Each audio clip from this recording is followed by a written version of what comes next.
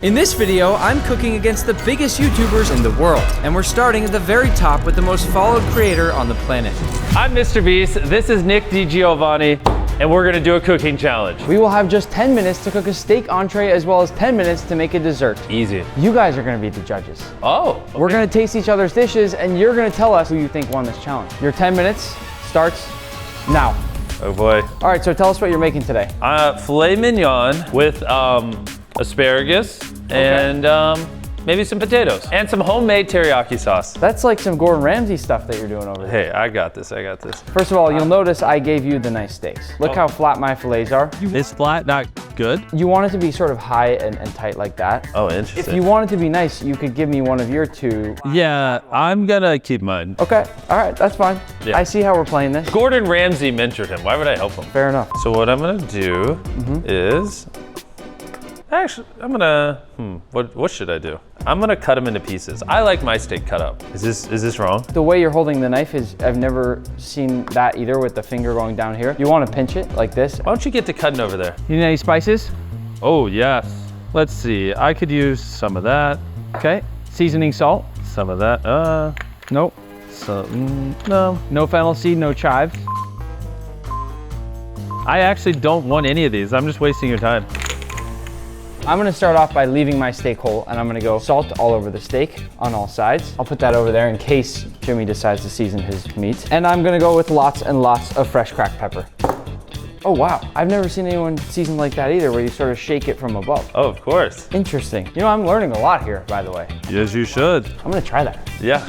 Look at it. It's effective. If I lose this challenge, I'm gonna be pretty upset. Pan on high. Make sure yours is cranked all the way up. I'm gonna just make sure. Oh my God, he thinks I don't know how to turn that on. I just more think that you maybe don't know how to cook. Whoa, guys, you hear this? Not all of us went to culinary school. I didn't either. See, it's point proven. I actually need to get my sides started very quickly. Jimmy better get his teriyaki sauce started. If I were him, I would have started the teriyaki sauce a few minutes ago in that other sort of. Oh, this thing right here? Oh, easy. Okay, so we're gonna start off with water, right? After we put in our water, we're gonna put in, what is this? Soy sauce. Soy sauce, let's go. That's what I was looking for. I'm gonna make sort of like a little creamy garlic spinach to go on the bottom, and I'm just gonna stir that around. What is this? Cornstarch. It's to thicken up your teriyaki sauce. I would mix it with a little bit of water if you want some advice before you add it in. Okay. Did not take the advice. What'd you say? What? I said mix it with a Hey, little. I'm making a dish over here if you don't mind. What happens is it gets quite clumpy if you mix cornstarch straight into a liquid. You really need to make a slurry with some water first, and then put it in. Oh, you know what I just remembered from culinary school? What's You're that? supposed to put some water in your cornstarch first. That way it doesn't get too clunky. That's what they told me. See how all the clunks went away? Clumps. Clunks. I'm going to work on my compound butter. I'm going with a little bit of butter, some tomato, some basil. I want to put a nice compound butter on top of the steak to keep it nice and flavorful. I want a little bit of sugar in my teriyaki sauce. This tastes really good. Do you know what brown sugar is made of? Sugar, Yes. but the plant's brown. Okay, I feel like I need to start cooking my steak. Putting some oil on my pan. Always lay it away from you. As you can hear the sizzle, my pan is nice and hot. Let's see if Jimmy gets the same sizzle. We're gonna start laying ours in. I'm actually pretty impressed right now. You should be. God, I wish I didn't have such a flat steak here. Him and his flat steak. Couldn't be me. The other thing that I'm impressed by is you have your workstation nice and clean, which is important. Yes, of course. Partly because you threw your trash back here in the corner, but I've never cooked before. What do I use to make my asparagus? I would chop it up, I would throw it in that. Don't tell me how to cook, I got this. I'm gonna teach you one of the most important things ever. Here's rule number one of asparagus. I don't care what anyone tells you, no one on the planet likes these stupid end pieces. Get rid of them. See this stuff? This tastes amazing. It's true, you are supposed to I take this speak off. for the entire human population. Well, guess what? Some restaurants don't, and it's a horrible experience. Honestly, I might need to do a little bit more. Wow. You just can't risk eating one of those. Do you mind if I check on your teriyaki sauce? What's there to check on? She's looking good. Nothing to be worried about, everybody. All right, let's get the flipping over here. Ooh, she's popping. We might need to turn this John down a little bit. Don't be scared of the stove. The Bro. stove can tell that you're scared of it. Really nice crust. I'm actually extremely proud of the crust. I'm nervous he has a better crust than me. They don't make crust like this no more. Get some onions in this, John. Oh yeah, look at that. Gotta keep it moving, don't want it to stick to the pan. Jimmy, tell me what you think when I flip this. 3, 2, Let's see it. 1. Ooh, it looks well done. I like It it. looks good. 3.5 minutes left. 3.5? Bro, I only need 1. Our teriyaki sauce over here is coming together. That throw things in with my your teriyaki teriyaki sauce? sauce has to thicken up. I wouldn't put the potatoes in. I would just forget about the potatoes. Did you put the ginger in your teriyaki sauce? No. I would put the rest of the teriyaki sauce You know what? ingredients I want before you add potatoes. I don't really care. They're not gonna cook in 3 minutes. You wouldn't understand. Actually, I'm recalling my potatoes. This is something I invented years ago. Gordon Ramsay wished he could do What this. would he do if he saw you do this? Oh, he'd be flabbergasted. A little bit of honey, plop it on in. Now you might be wondering, has he put any ginger in his teriyaki sauce? He has now. I have to say, my steak is coming along quite well now. I don't think it's gonna finish in time though. Jimmy might have made the right call by cutting his up into strips. I thought he was crazy, but if mine's raw, I'd probably lose the entree round. How much time is left? 2 minutes. Bro, I'm done. Too easy. You're not done, you gotta get it on the plate. What do you think I'm doing? Nice. I got this. I call this the Jimmy hodgepodge. Look at that, John. Gotta make sure we get the onions out. Exquisite. Oh my God. Couldn't be me. I don't know what to do. Just quit. I gotta cut it open. Oh, it's not done. This is bad. 30 seconds. Chop, chop. You're about to lose. Compound butter, compound butter. Compound butter is perfect. 10, 9, 8, 7, 6, 5, 4, 3, 2, 1. Time Hands up. is up. Oh, wow. You got it on there. Actually looks really good. It does. I'll start off first. I sliced up my steak, put a little bit of seasoning, and then a teriyaki sauce, which I can't reveal the ingredients, but just know it's delicious. And I prepared a filet mignon with some creamy garlic spinach and a tomato basil compound butter on top. I'm gonna try this masterpiece. Pour the sauce on, no? Or are you gonna? Oh no, we're dippers over Oh, here. interesting. Okay. Yeah. Cheers. I mean, I can't believe I'm saying it, but his teriyaki sauce is really good. It could be a little bit thicker. Nah. I didn't go for a potato because I knew right away that they were not cooked. As you can hear when I cut into this potato right here, it's like cutting into an apple. Here's the thing, everything here is soft. Yeah. So I wanted the potatoes to be a little more firm to break up and add texture. We'll see if the audience thinks that makes sense. On to mine now. The colors here, you have to admit, Yeah, there's color, they're pretty. but I don't care about color. You know what I care about? Taste. Agreed. Oh my gosh, this is gonna taste so good. You like your meat red, I can see. Okay. Honestly, my metric of success is, do I want to grab more? And right now, I do want to grab more. I think the garlic could have been a little bit more golden brown. I also think that the compound butter, there was too much of it for how much meat I got. And that was because that was the only part of my steak that was cooked to that perfect medium rare. The rest just wasn't quite there. He made a great call cutting into his filet at the start there. Before you decide who wins, It's time for the dessert challenge. My knife is stuck. you want 5 minutes or 10 minutes?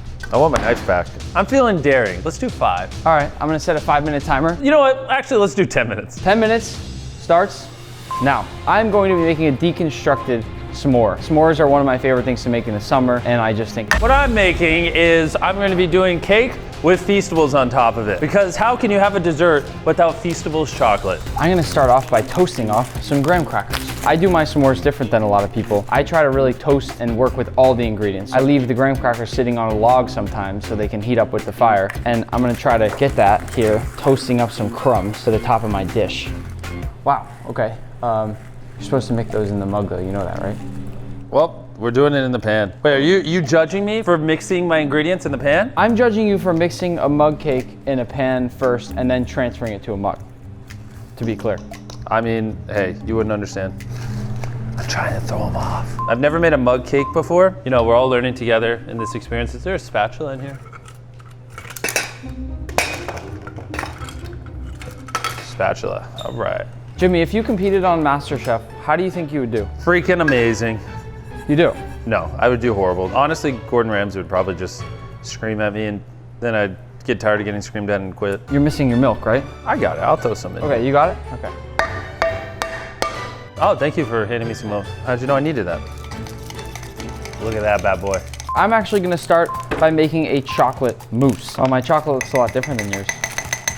Oh, what chocolate you got there? I've got my Blue Stripes chocolate. As you can see, we have a cute little monkey. No, I don't see anything. I just wanna call out this cute monkey that we have. Hey, tell that monkey it should start making its own dessert. Putting this bad boy in the microwave. Did you have Nick check that? Why would I need Nick's help? I got this. Chop this up. This chocolate looks so good. This is gonna be used for my chocolate mousse. I need a bowl. I'm gonna steal Jimmy's bowl. Okay. Wow. My toasted graham cracker smells incredible. Oh, nice, nice. And I'm gonna pull my plate out. I'm actually gonna toss my plate in the freezer to get it nice and cold. It didn't do anything. I'm gonna try again, but longer. No, everything's great. Don't worry about it. That's gonna cut into your time given we only have 4 minutes and 13 seconds to go. I'm not too worried about it. You know what? My meal could also use some graham crackers.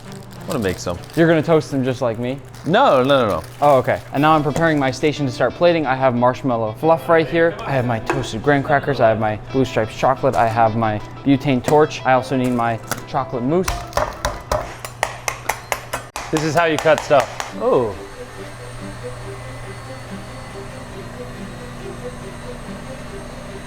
She could use a little more time. Ah, come on. Come on.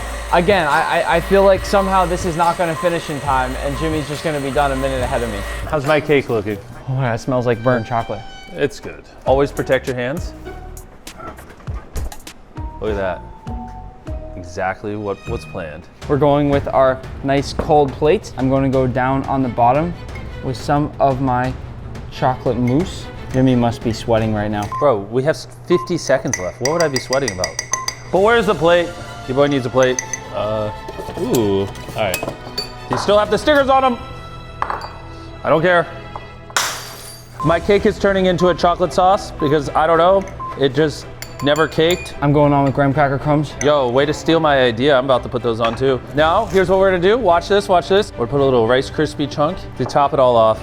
We're gonna put Feastables chunks in it. I'm going around with my marshmallow here. Perfect, it looks beautiful.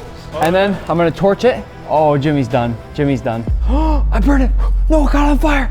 No. Oh. 10, 9. Look at me being done early. 8, 4, 3, 2, 1. Time's up. Look at this bad boy. No ice cream? I forgot the ice cream. So what I did was I started off making a cake in a cup, but it never fluffed up. Kind of just stayed the batter. So then we pivoted, because that's what you do. Great cooks, they always pivot. And we just threw the burnt batter in a cup, then we put some little crumbled graham crackers on, a little bit of broken up Rice Krispie treats. We topped it with some Feastables. And at the end of the day, if you don't like anything, just eat the Feastables on top. And I have made a deconstructed s'mores. I might have gotten a little bit too fancy with it, and I also burned it, unfortunately, but I think it's gonna taste amazing. We'll start off with mine. You know, I don't even know where to start with this one. If you look carefully at this spoonful here though, it's got a lot of good looking things on there. I can't deny that. Cheers. Cheers. Weirdly, it has no flavor. Yeah. Almost has a consistency of a rotten banana. Yeah. It kind of tastes like I'm chewing on plastic wrapped in Feastables chocolate. Why don't you go ahead and dig into mine first? Make sure you get right in the middle. In the middle? Yeah, there's like a chocolate mousse under there, sort of. All right.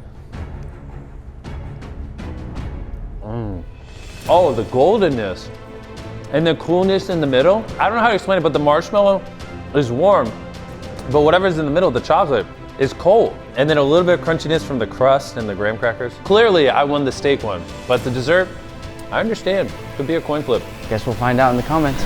Today I've brought together the biggest chefs on YouTube with over 250 million followers and tens of billions of views to put them through the hardest cooking challenge they've ever faced. Welcome, chefs. We're playing my version of Follow the Leader. Follow the leader. Oh boy. I'll cook an extremely difficult egg yolk pasta dish, and each of you must copy it exactly.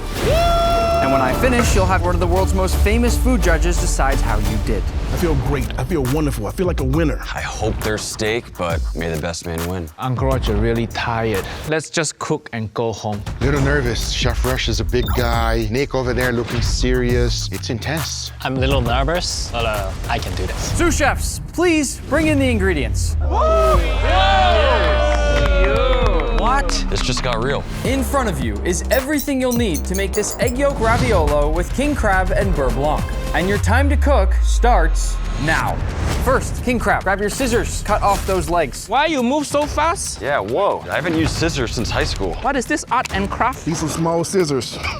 Bayashi, you all right? I'm very scared. Come on, Bayashi. All right, legs off. Grab your burner and your pot. Whoa! Then fill the pot with hot water. We're gonna steam the king crab. Crab legs in, cover it up, How many? How many? You move too fast. and set the whole thing off to the side. Nick, you're moving fast right now. Keep your workstations clean as you cook. Okay, nephew Nick. Next, we need to make our herb oil. Grab those herbs and grab your blender. Did you say blender? Add all your chives and your parsley, and then most of your dill, but save a little bit for plating at the end. I already did everything. Now, grab the olive oil. Fill some of the bottom of this with olive oil. We're making our beautiful green herb oil for plating at the end. By the way, remember that mystery judge that I mentioned? Yes. They won't be picking the winner. They'll help to guide the decision, but the final call is yours because you're the only ones watching the full cook. At the end of the video, make sure you comment down below to say who you think did it best. Lid on, screw it nice and tight, I got oil all over my hands. and then we are going to blend for 2 minutes. Go. Let's go, baby! Take it off. I can't hear you, Nick. This reminds me of my childhood, talking over my mom and dad yelling. Grab a small bowl. Grab your piece of cheesecloth and then grab a mini strainer. Place it over your bowl. Unscrew that blender and strain the herb oil. Beautiful. This is the smallest cheesecloth I've ever seen. It is small, isn't it? Where the cheesecloth? Use that mini whisk if you want and help guide it through. Press that herb oil quickly through the cheesecloth. Hurry up. Do not let your crab overcook. Where the whisk? Where the whisk? It's a fancy one. Look at this. Max, that's not a strainer. Disqualify. Grab your squeeze bottle. Pour in that herb oil. Let's go. Hurry up. Hurry up. Let's go. Okay. Put that herb oil off to the side. Grab your ice bath and bring that in. Ice bath, ice bath. Why does it have to be so heavy? The king crab is done. Grab your tongs. Let's go. Move that king crab straight into the ice bath. We need to shock it with that ice cold water right now so it doesn't overcook. Even crab do cold plunge now. Move that off to the side. We need to clean the crab. Grab those scissors again. Oh boy. Crab legs. Whew. You're going to open them up like this, pull out that tendon, then with your scissors cut very carefully down the edge of the king crab legs, both sides. Do not damage your king crab. The judge and everybody watching will notice. Oh, that looks so good. Look at how beautiful this is. This is what your king crab leg should look like. Can I eat this? Oh, it's so spiny. This thing is so sharp. You need to clean 3 of these, quickly. 3. Tree. Oh man. Look at this. Nice and floppy. Ugo, hurry up, come on. No problem. Legs out. Oh, beautiful. Keep moving. Nephew Nick, you have to relax a bit. Time is just illusion. Okay, I done. You can go now. Don't need to wait for them. Clean your workstation and get ready to make fresh pasta. I don't do fresh pasta. Well, today you do. Flour into the center of your cutting board. Come on, Nick. I need something to clean this with. Use the bowl to make a nice well in the flour. That's where the eggs are gonna go. Boom. Use the bow. Listen very carefully. I have given each of you 12 eggs. You need to use 11 of the egg yolks in the pasta dough. One of the egg yolks is for your pasta at the very end. There is 0 room for error here. Now, separate out 11 egg yolks into the center of your cutting board. I'm covered in eggs. Why are you so messy, Max? Dude, I don't know, man. Chef Rush, how are you separating small egg yolks so fast with such big hands? You know what? I'm delicate. Don't tell anybody. 11 egg yolks. Remember, there is 0 room for error because you need that 12th egg yolk to finish your pasta at the very end. Down. Wow! Bayashi, so fast. Well, of course, it makes sense. So all Bayashi does is use egg yolks on his videos, so it makes sense. Hurry up, guys. Come on. Bayashi, can you help me? Yeah, sure. Arigato, Bayashi. Grab your fork and mix up those egg yolks. Here we go. We all know how to make fresh pasta, right? No. No. Once those egg yolks are mixed up fully, start to pull that flour in from the edges of your well. Do not break the outside of the well or everything will become a crazy mess. Too late.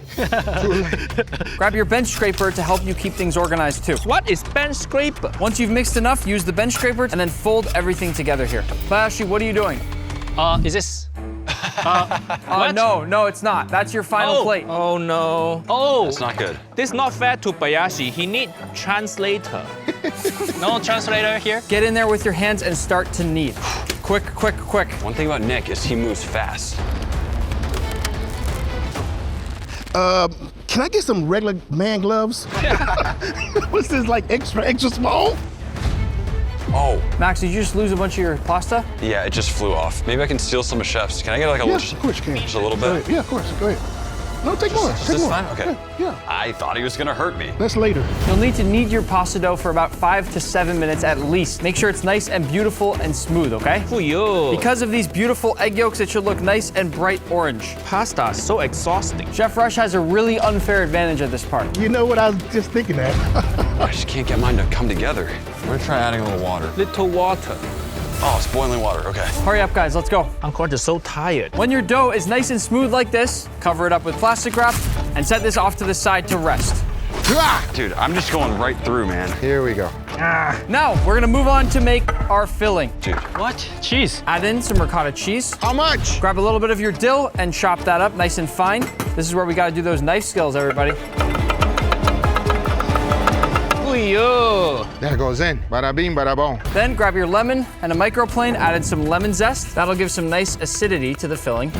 Smells amazing. Oh, it smells so good. Tiny sprinkle of seafood seasoning, not much. And then salt to taste. Uncle Roger bring my own special seasoning. MSG. Nobody else have this. We're gonna beat all competition with this.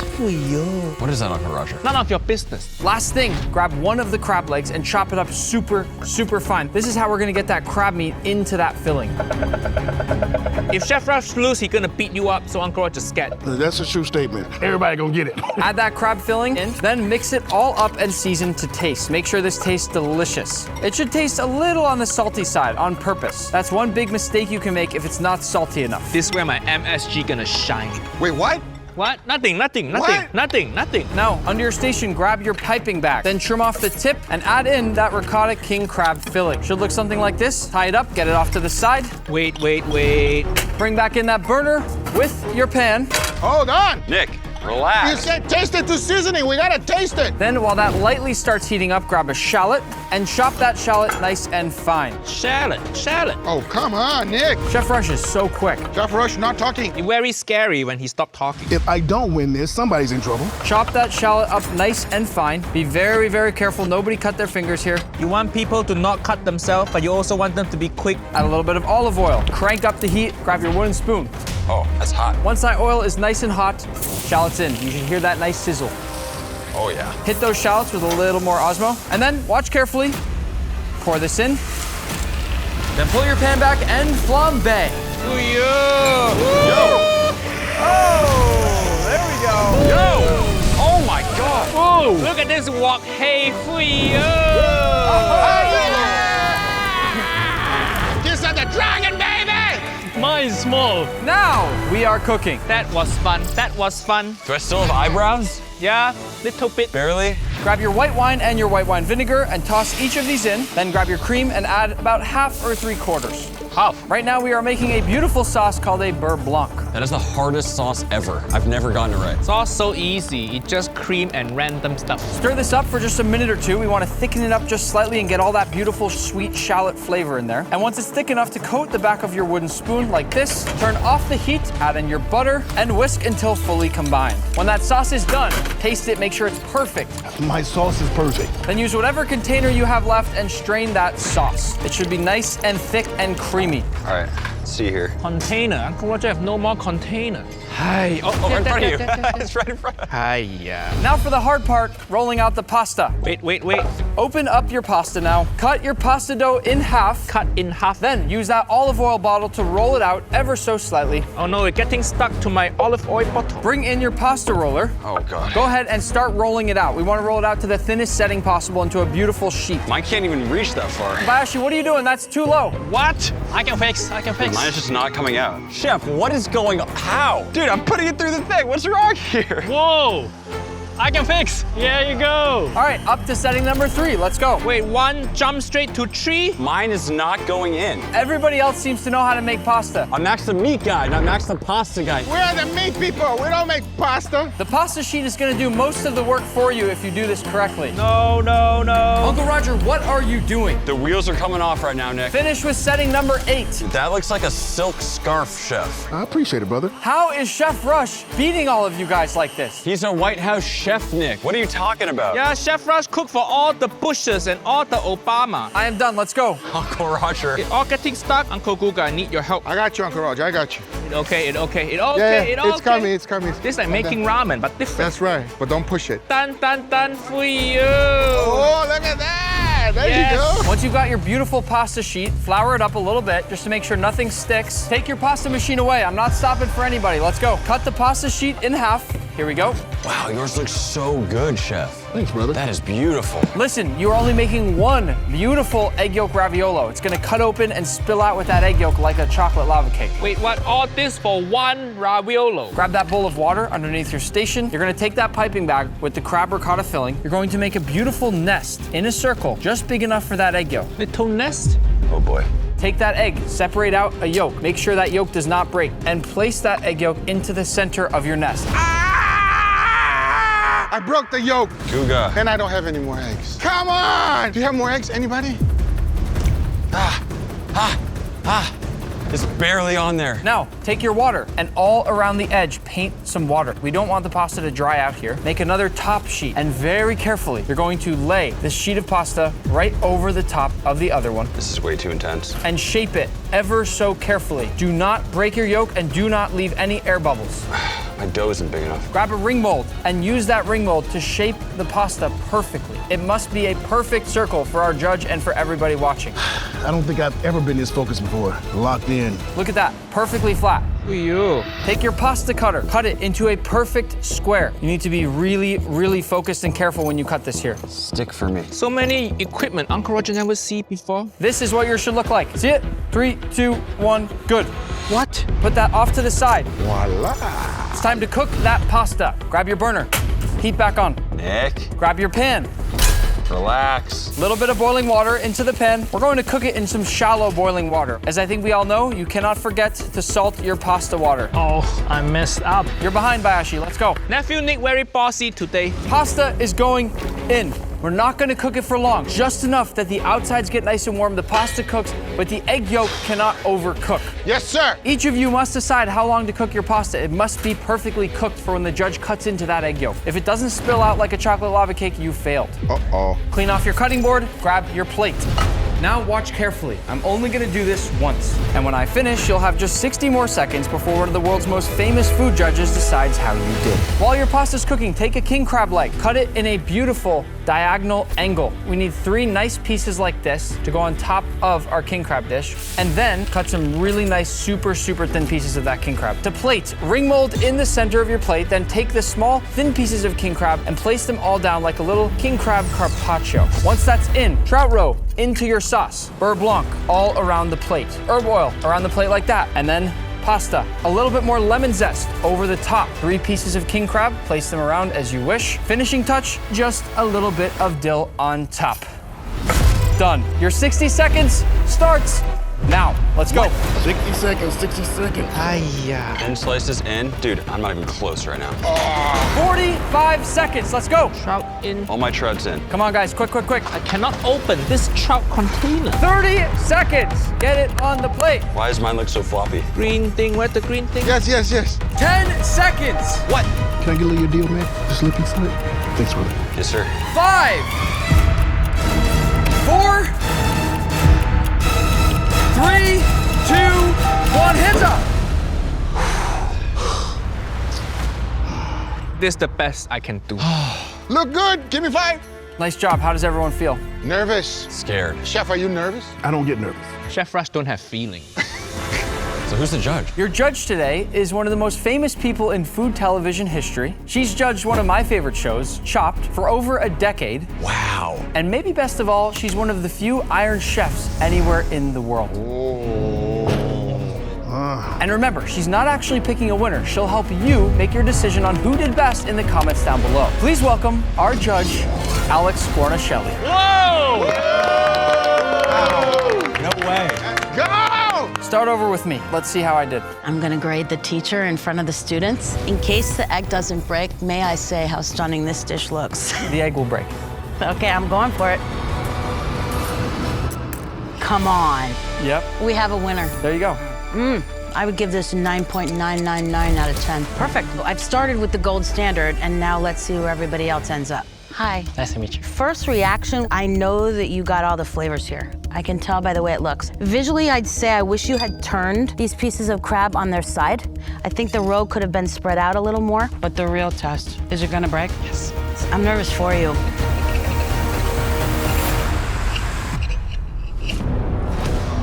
Come on. It probably just got ever so slightly overcooked. This is their first time making it. Yes.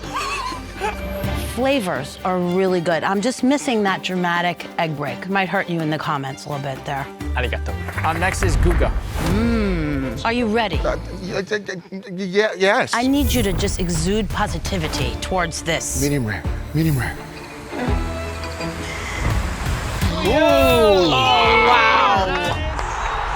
Literally perfect. Let's see your filling.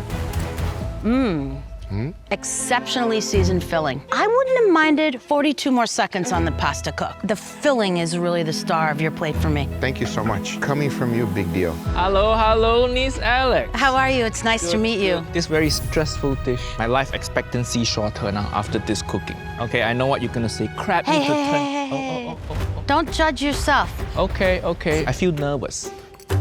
Sauce is fantastic. Oof. What do I taste in there? It's just salt, regular salt. I'm pretty sure it's MSG. What? No, don't sabotage me like that. If the yolk not running, MSG cannot say. Are you ready? Yes, let's do it.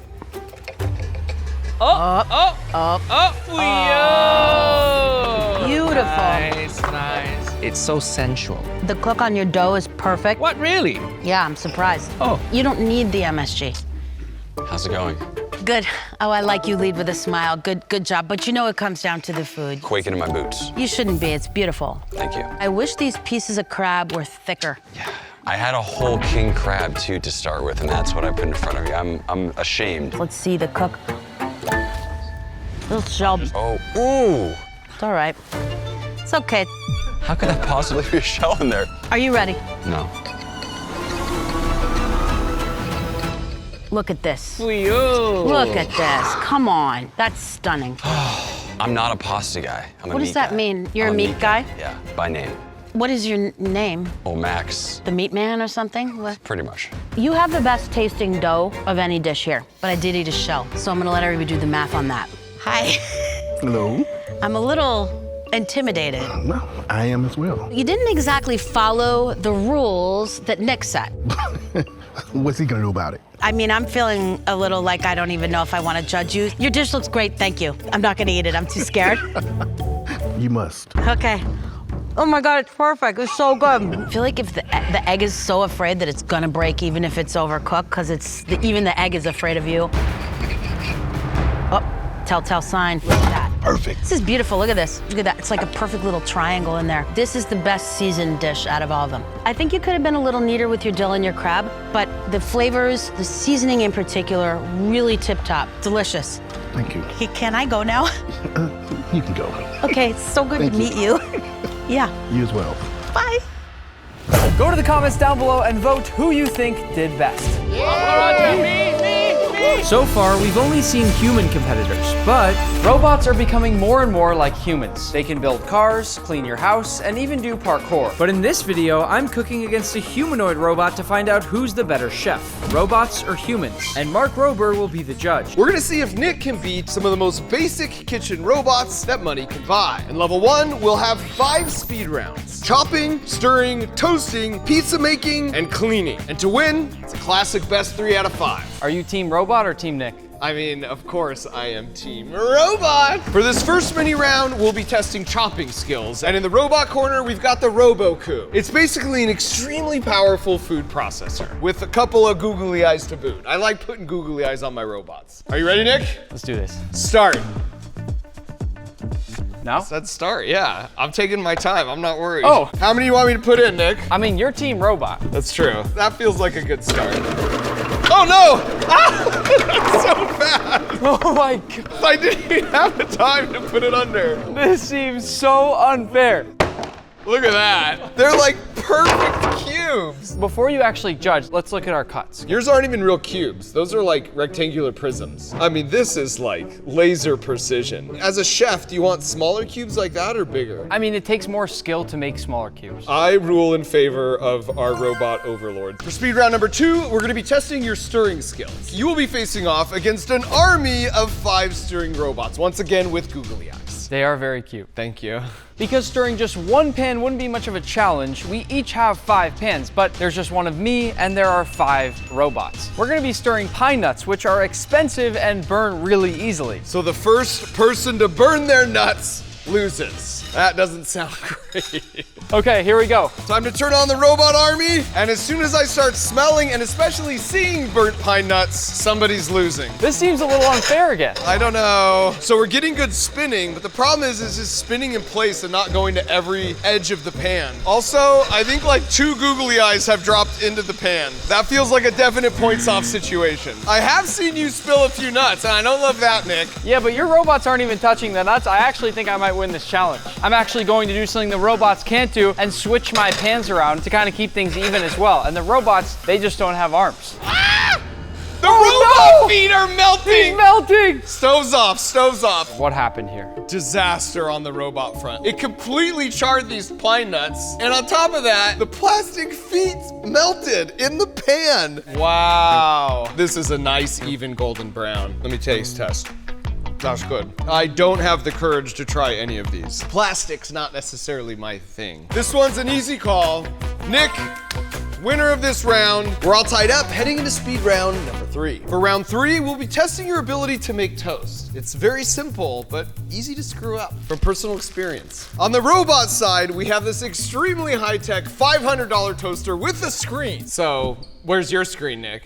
On the human side, I have a good old pan with some fire. Is that how you actually make toast at home? Yeah. You're so fancy. At the end of this round, I will judge the winner based on looks and taste. Here we go. Oh, wow. Bread, English muffin, waffle, bagel. Hey, do your thing. Don't look over here. And start. Oh, there it goes. So the key to making a nice slice of toast, Mark, while your toaster just slowly takes its sweet time over there, I like to quickly hit both sides of the toast right away. And you have to be very gentle. You don't want to press into the toast. Wait, why tweezers? I'm cooking against a $500 robot. It's all about precision. Okay, how are we doing here? Oh, it's browning. Oh, I feel like I smell and see smoke though. Oh, it's a countdown now. 7, 6, what? 5.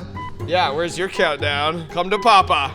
Oh, wow, okay. Actually, that is pretty exact. The key with toast is to make sure that the outside is nice and crispy while the inside stays nice and light and fluffy. This is a butter knife, right? No. Oh my gosh, look at that. Oh, wow, that looks like grilled cheese. I'm even gonna get the sides. Why don't you do that, toaster? I'm nervous about this one. You're putting a lot of chef's kiss in that. So that I can be a very impartial judge, I'm gonna close my eyes, and it's just the 1 bite challenge. You know the rules. Mark, I'm gonna shuffle them around. Okay.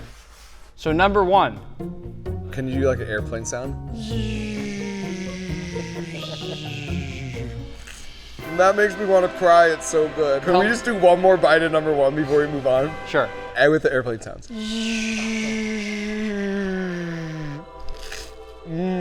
I didn't know toast could taste so good. Number 2.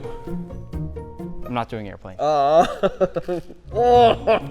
By comparison, this is just like a wet sock. Number 1 by a nautical mile. Number 1 was me.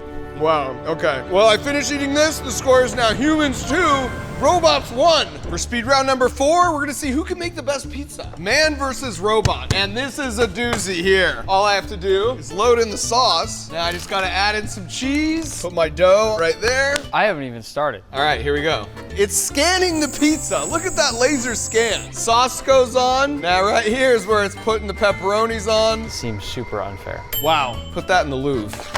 I want to see how many pizzas I can make in the time it takes you to make one, Nick. I'm still just rolling out my dough. While I'm over here laser scanning pizzas. Not only are you taking forever, but you're also making a mess. Luckily, round 5 deals with cleaning up messes. Do you need any help? Do you know how to make a pizza? I do not. At this point, I'm just trying to finish my pizza before Mark makes... Number 4? Yeah. All right, well, you have exactly 40 seconds. I can do 40 seconds. Let's just do a little bit of olive oil. Oh, never mind. 0 seconds. Done. It was done. I'm done too. Very, very different looking pizza. Very different looking. That looks like it's about to go into an easy bake oven. Whoa. These are masterpieces. Like, put these in a brick oven. Already, I feel like this is off to an unfair start, but it's not done yet. I think we should bake them. We need to bake them. Okay, time's up. And Nick's pizza looks interesting. Now, as for the robot, look at that. Aesthetically, the robot definitely has it at this point, but let's see how they taste. Human first. That's like a 4.8. Now for the robots. To be honest, the taste is pretty similar. The robot has a way better ratio of like dough to cheese to pepperoni. It's just a much more balanced bite. Robot takes it. And that means going into the 5th and final round, It's Robots 2, Nick 2. We are tied. And speaking of the final round, it's an absolute mess back here thanks to Nick. Time for our cleanup challenge. All right, this is it.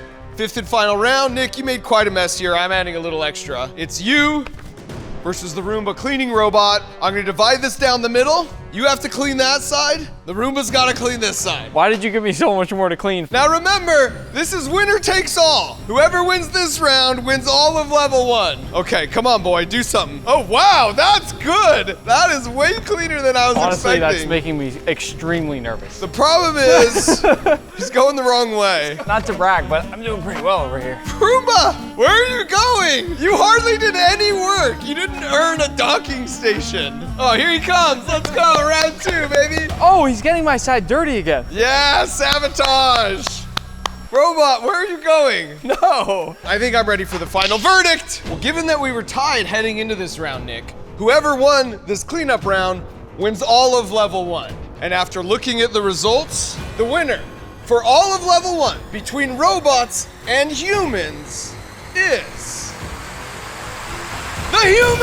Yes! Nick! Congratulations! I am sorry, Mark, because I know you wanted robots to win deep down. I really did. Robots, don't let me down. And now back to human YouTubers. This is Dude Perfect. You might know them from their world famous trick shots that have gotten billions of views online. But today, they're stepping into my world. Welcome to the kitchen. Today, the 5 of you will be competing in the toughest cooking challenge I have ever done. The challenge will be to keep up with me, and the way it works is simple. I'm going to cook a creamy tomato pasta dish, and each of you will need to follow along to make the exact same thing. But there's no timer. I'm the clock. When I finish, you'll have just 60 more seconds to complete your dish, and it better look just like mine. Please put on your aprons. Yes, sir, chef. I'm looking forward to this, really just to learn how to make pasta. I would be more nervous, but my competition is really only Garrett. Not gonna lie, I'm a little terrified. I struggle with mac and cheese at home. I don't think it's completely unfair to say that I've never cooked. Are we ready? Yes, chef! First up, fresh pasta. Fresh pasta. All right, I gotta keep my eyes on him. Take your bowl down in the center of your cutting board. Grab your other bowl that has the eggs in it. Press into the flour and make a nice hole. Make a volcano. It's called a well. We're making a little well to put our eggs inside. Yes, chef. Then we need to crack in 3 eggs. 1, He's rolling, dude. 2. What do you do with the eggs? Try to crack with 1 hand if you can. That's the pro move. No! He missed his I'm outside the y'all. volcano. My volcano broke. Keep up. I'm not slowing down for anybody. Oh, this is gonna be a horrible day. By the way, just so you know, the audience is gonna judge this. So to anybody watching this video, once you finish, you're gonna comment down below who you think won and why. I'm here for it. Now, grab the fork and start whisking up those eggs inside the well. Do not break the well. Don't break the well. Pretend the flour is a bowl and you're making scrambled eggs. Do not let the eggs spill outside of the well. This is not good. Oh boy. Corey's behind already. You could say that. Once your eggs are whisked, start to pull in the flour from the inside of that well. Keep your workstation clean. Don't get flour everywhere. Yes, chef. Yes, chef. No problem, chef. Yo, look at Corey's thing. Oh my God. Seriously, Corey, you need to hurry up. I think I'm in the lead here. Once that's thick enough, go ahead and grab what's called your bench scraper and start using that to mix in everything. Really combine all the flour with the egg. Corey's looks like scrambled eggs. I will be a great control group to see if you can still get it the same place from a different direction. This is how you make fresh pasta traditionally. I'm gonna do this 3 nights a week. I messed up, my bowl broke. I'm probably gonna get 4th. I think I can beat Corey, but I'm behind. I feel pretty good. A little bit overly floury right now. Trying to get some of this yolk to mix its way through. I feel good. A little bit uneven on the mixture, but I'm working that problem right now. I think we're in a good place. You know, I feel really good. I am basing that off of looking at Corey, so it's really not a great standard, but I am keeping up. So my volcano was not deep enough, and everything else has gone downhill from there. I am trying to recover right now. The chef is disappointed in me, I can tell, but he's not nearly as disappointed in me as I am in myself. I don't know if any of them are gonna finish. I'm not sure yet. Once your mixture starts to look like sort of floury, scrambled eggs, go ahead and bring in your hands. You can wear gloves if you want. I'm just gonna get right in there with my hands and start pushing it all together. Same, chef. Under your workstation, you should have a little bit more flour in a bowl. Yes, thank goodness. Flour your hands, keep everything clean. I don't wanna mess on anybody's station, and just start working your dough. This is called kneading. I need a lot of things right now. Use the heel of your hand to push down on the pasta dough each time, and your other hand will lift it back up onto itself, get in a nice rhythm, and start working your dough. Oh, I'm working it. Work. You're pushing down. You're looking for a nice, smooth pasta dough. Everything should be in this one ball right here. Look how smooth mine already is. That is a smooth ball, chef. Tyler, your dough looks a little wet. You need to add more flour. I greatly apologize, chef. I will do my best to right the ship. Kobe needs to catch up. Corey needs to catch up. See how clean my cutting board is? I do see that. You need to use your bench scraper, scrape up everything on your board, and you need to knead this now for about 5 minutes. Get in a rhythm. It's gonna make your arm tired. Yes, chef. Quick. Kobe, get all that stuff off your hands. Corey's catching up a little bit. That's good. There's nowhere to hide. And I'm feeling like I'm catching up a little bit. Just gotta work this in. I'm scrambling a little bit. I don't hate it, but I don't love it. Tyler, have you done this before? I have not. It looks like you have. Really? Thank you. You too, though, Cody. No, I've never. No, he said he did it at date night. He said he did. That was in college. He's lying. That was pizza dough. Same concept. Whose workstation is the dirtiest right now? Probably mine. Mine has to be. Mine's pretty dirty, but I can clean it. You need to keep it clean. Does your ball feel a little sticky, chef? If your ball feels sticky, add flour. If your ball feels too dry, you probably need to add a little bit more liquid egg yolk. I don't know what is going on with Kobe. Kobe's looks like a disaster. Somehow Corey's caught up. Kobe's now the one behind. I know, and I was feeling so good about it, chef. Look at my dough. Look how smooth it is. Oh, that is so nice. It's a different color. Is anyone else's that color? Mine is. Once you knead it, it will be this color. I'm only gonna be kneading for another 30 seconds and then we need to keep moving. No problem, chef. I improved it, chef. Good, Kobe. Quick though. It's not gonna roll properly if you don't knead it right. I didn't realize this was such a undertaking. I'm gonna appreciate Olive Garden next time. I have developed some underarm sweat, chef. My dough is done. This is what your dough should look like, okay? No. Put it into a nice ball. My dough looks like that, chef, but maybe just a few sun blemishes from being outside too often as a child. Great, grab your plastic wrap. Now we need to let this dough rest. We've developed all the gluten in our dough. Oh, I'm gluten-free, chef. He's lying. Wrap your dough in that plastic wrap and set it off to the side of your station. Moving on. I can't get my plastic wrap. I can't get it either, dude. He's moving on.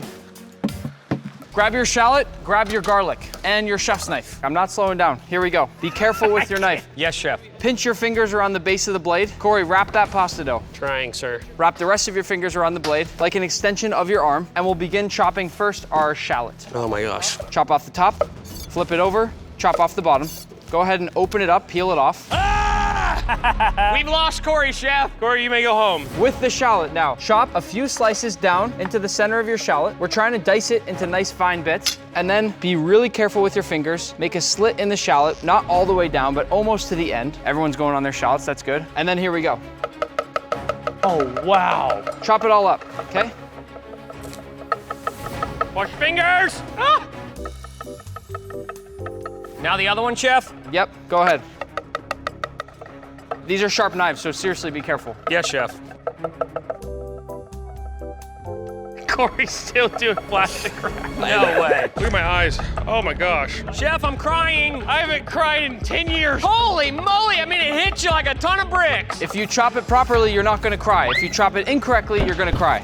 I must have done something wrong. Move that shallot off to the side now, grab the garlic. Yes, chef. Woo! Center of the cutting board, place your knife on top of the garlic, and with the palm of your hand, smash.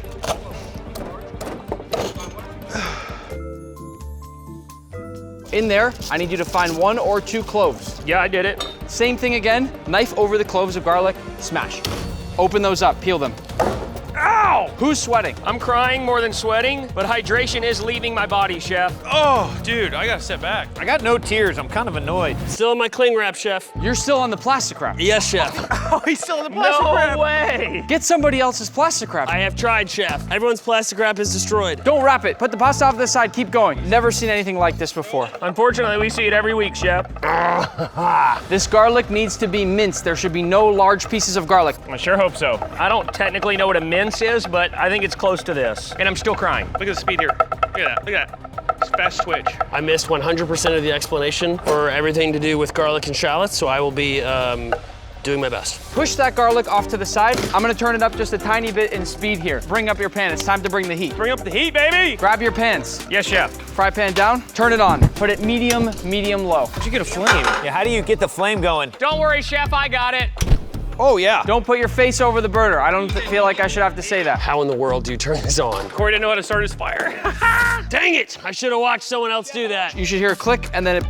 God, don't help him. Oh, yeah. Olive oil into the pan. Nice little swirl of olive oil. From there, grab your butter. Same thing, tiny little knob of butter. Take it off the end. Butter into the pan. Butter Yes, chef. and olive oil, okay? Mix that around. It should get nice and foamy and frothy in the pan if the heat is at the correct level. Hey, no metal. Wooden spoon. Yeah, gotcha. Wooden spoon, chef. I got it. I got it. I follow instructions. See this? Foamy and frothy, like this. Foamy and frothy. Look at mine, chef. Foamy and frothy. No other way to describe mine other than foamy and frothy. Again, I'm not the judge. Nobody needs to suck up to me. Grab the salt. We're gonna keep this really simple. Tiny sprinkle of salt on the shrimp. I think somebody glued my lid shut, chef. His hands are a bit greasy, chef. That's not on me. Turn your pan up to high. 3, 2, 1, shrimp go in. Listen, it should make a sizzle when you go in.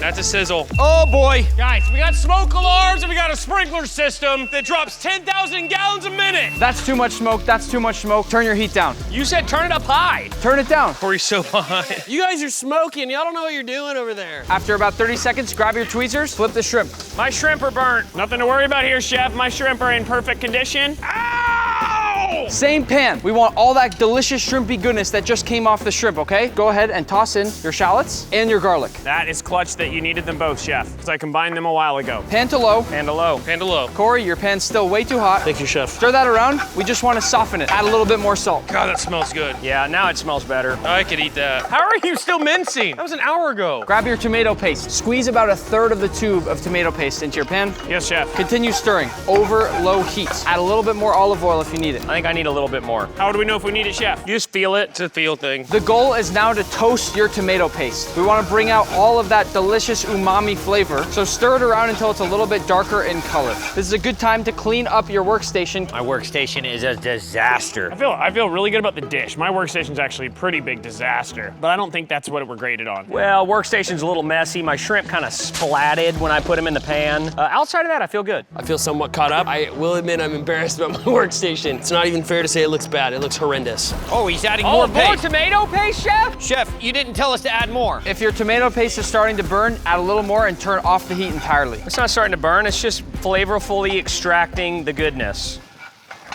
Grab your cream and dump that into your pan. Immediately, everything should get nice and bright orange, red. We should get this beautiful, beautiful color. Stir that up until it gets nice and golden orange. Chef, dare I say I have achieved the perfect color. Absolutely beautiful, chef. I'm considering a career change. Now, once your liquid is hot and bubbling, turn the heat off all the way, and then go ahead with your microplane and whisk in a bunch of Parmesan cheese. Whisk Parmesan cheese for about 10 to 15 seconds. That should be enough to give you a nice creamy sauce. How much cheese did he do? Like a lot, but not too much. My sauce is done. What? Oh, he's flying now. Move your burner to the side, keep it turned on, pull up your other pot, and add in your water. Water? Oh. You can take the lid off and pour all of it. Oh gosh. What an unathletic way to pour water. All the water into your pot, start boiling. It's time to make our pasta. Yes. Ready. Pull in that mixer, bring the flour over that you have in that small bowl, screw off the little top piece of the mixer, the front piece right here, and grab your 2 pasta roller attachments. The first one we're gonna use is the actual pasta roller. It doesn't have any cuts in it, it's just the actual roller. We need to make sheets first. Which one are we doing? Oh gosh, what was that? Nothing. Throw this into your mixer. Make sure it's attached strongly and perfectly, okay? Okay. Turn it on, make sure it's spinning.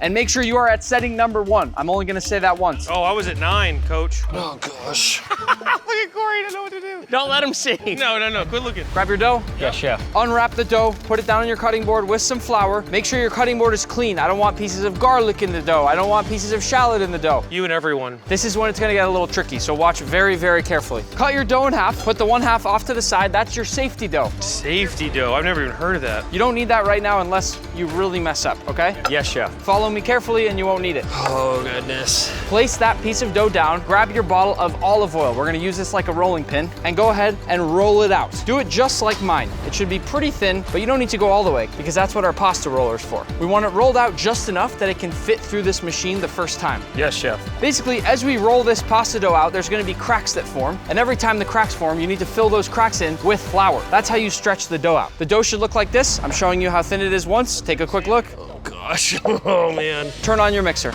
Chef, you are going Really fast. Lightning fast, dude. He's flying, baby! Pasta dough through. There it goes. Watch that. Just like mine. Oh, that's nice. Through again. Do not be forceful with the dough. Let it go gently through. Don't poke your fingers through the dough. Watch your water. Make sure it's at a boil or ready to boil. We're almost done. How many times through the roller, chef? Put it through the roller 3, 4, 5 times to make sure it's nice and smooth. And then watch and listen carefully. We're gonna go to the dial on the side and we're gonna turn it to setting number 2. How does one change your setting? Quickly, quickly, quickly. Pasta dough through. Be very careful and gentle with it. Oh, look at it squash! Oh, Oh, that's nice. Oh, I'm so stressed. Oh, I'm gonna go home and watch Ratatouille. This is exciting. What? Ratatouille. Ratatouille? Whatever, Ratatouille. You can turn your mixer up a little bit because my mixer is going faster than all of yours, which means they're going to finish earlier, and you need to keep up. I'm going a little faster, Chef. Let it roll itself at the bottom of the board just like that. Don't force it. It will do its own thing. Trust the dough. Corey, are you trusting the dough? So much trust. If you do this right, the pasta dough should really do itself. Mine is doing itself.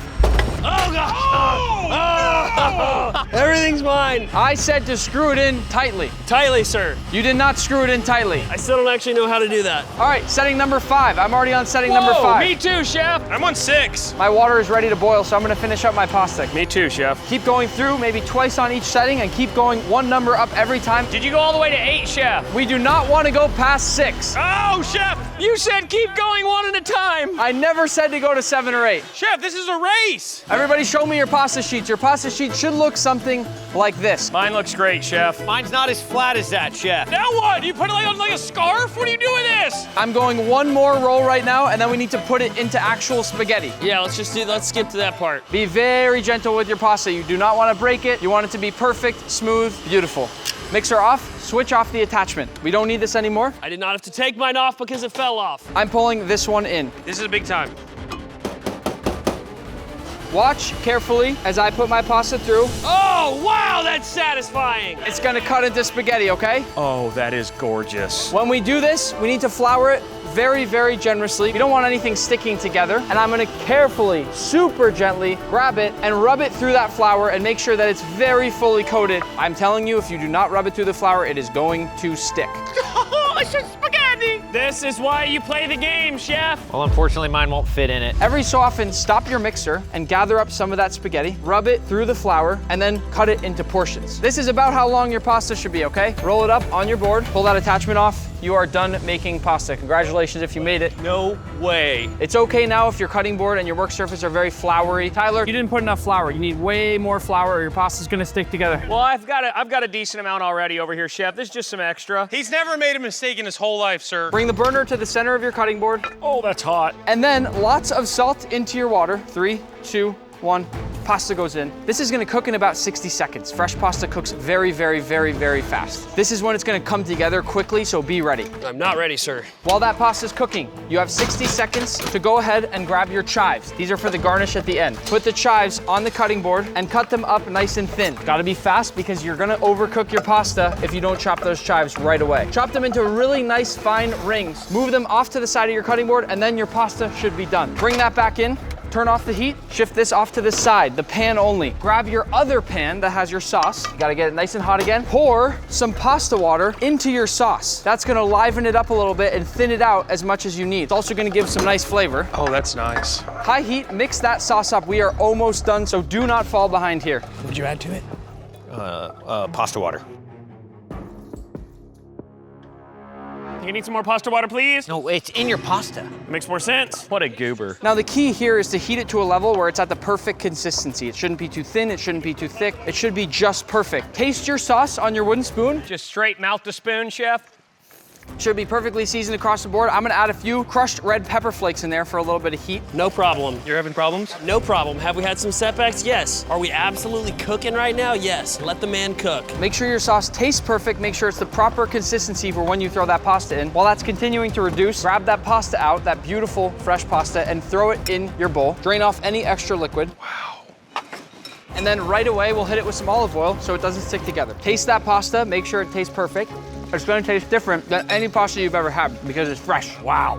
Wow. Wow! Oh my baby! Dude, you're amazing! Yes! Into your sauce, add more of your cheese. That'll help to thicken it up even more one last time here. Can't have too much cheese. Can you have too much cheese? I don't know. And once you feel like that sauce is perfect, go ahead and pour it over your pasta.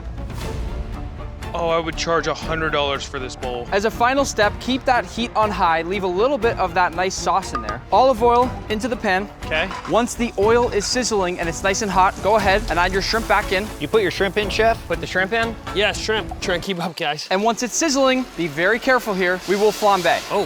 Whoa. Whoa, how do you do that's that? Cool. Be very careful. Pour it in first, then tilt your pan towards you and back. Whoa, flambe! Mine's not. Whoa, there it is. Now we're cooking. Reheat that shrimp. Let's put another shrimp on the barbie. That was wild. Let the flame die out. Now, grab the pasta and then begin to shake it out and twirl it up. We need to plate this very, very beautifully. Twirl it up, twirl it up. It needs to look nice. Place it down in the center of your dish and pull out those tweezers, and it should lay very nice and clean over this dish. Oh, that feels unattainable. Grab your microplane, hit it with a bunch of cheese, 3 of those shrimp around your pasta, then lemon, then chives. Come on, come on, come on. Oh gosh. And done. 60 seconds starts now.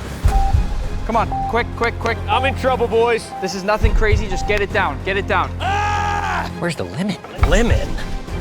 It's gotta look just like mine. What'd you say at the end, lemon? No more questions, you gotta figure it out. 10, My cheese grater. 9, 8, 7, Wait, take it. 6, 5, 4, 3, 2, 1.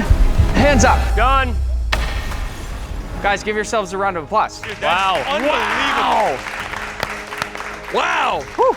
The presentation of mine is not what I hoped. He said 3 shrimp, you have 4. That's disqualification. Get him said out of here. 3? He said No, 3, I get him didn't out of hear here. 3. I have 4 too. 2 disqualifications. That's fine. Disqualify me. I don't care. Let's take a look at the final dishes. First up, Garrett. Your shrimp do look a little burnt. Yep, they're definitely birds, chef. You also put 4 instead of 3, and you did not twirl your pasta, but the color of that sauce is dead on. Just one thing I'll take. Now on to Kobe. I panicked at the end and I didn't get any of the final plating done, chef. I love you, Kobe, but I'm not too sure what to say about this dish.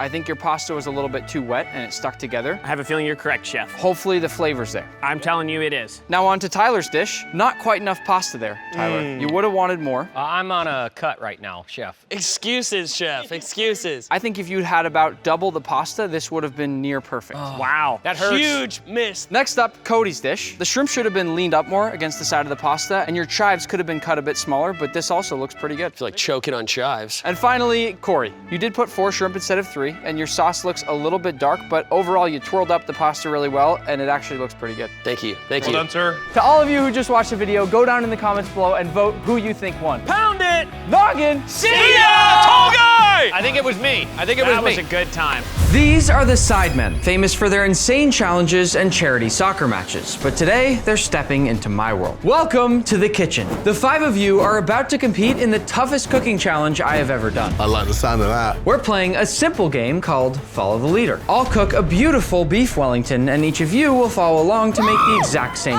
thing. But there's no timer because I'm the clock. And when I finish, you'll each have just 60 more seconds to finish your dishes, and they'd better look exactly like mine. Let's go. Aprons on. A little bit nervous, but I'm positive. I'm ready to give it my best shot. I'm feeling good. I'm feeling gravy. I'm feeling like I'm about to cook up a storm. I've seen these boys cook. They got nothing on me. This may go very badly, but I'm here for the vibes. Let's begin. Take the tenderloin. Chateaubriand, this is a beautiful cut of filet mignon. Season with salt and pepper. How does this work? How do you use this? If you get caught up in this part, you should stop right now. The lid on. Season fully with salt and pepper. Make sure you spin it all around. Get every nook and cranny. Every nook and cranny. Oh, he's done. He's done. He's done? The salt with Nick's face on. Keep up, keep up. He gives it a little bit of a touch afterwards. Turn your pan on. Pan on, how? How do you turn it on? It's not on. Click all the way down. Click. Yeah? We're lit. Oil into the pan. Oil. Make sure you get plenty in there. Definitely Italian, the amount you use. Get that oil very, very hot. By the way, this is very important. To all of you watching this video, you're gonna be the judges. So at the end, I want you to go in the comments below and vote which of the Sidemen do you think is the best chef. Grab your mustard. Where's the mustard? And then your pastry brush. Where's the mustard? 3, 2, 1, here we go. Wait, what did he do with the mustard? Beef goes in. Already? Just like chill. She's simmering. Oh, she's cooking. Don't touch it. Don't touch it. Let it go. Bag it up. While that's happening, grab your garlic. Garlic. Which one's that? Garlic? Smash the garlic. Oh, my garlic's flying away. I hit my garlic too hard. I squashed it. I've done 1. He's already done 4. I have 5, okay? 5? Is that how many we need? Yeah. I'm still on the second one. I feel like I shouldn't have to say this, but you don't need to put the garlic in your mouth to do this part. Okay, fine. You need your beef to get a crust like this, okay? You can run closer if you want. There's a crust, okay? Interesting. Get a crust. I didn't see it. Oh, Get that a crust. good. That There you looks go. very good. There's a crust. Let's Ow. go. Do not set off the fire alarm. Did you get burned? No. Yeah, you did. Once your beef has a nice crust like this on the first side, turn it onto the second side.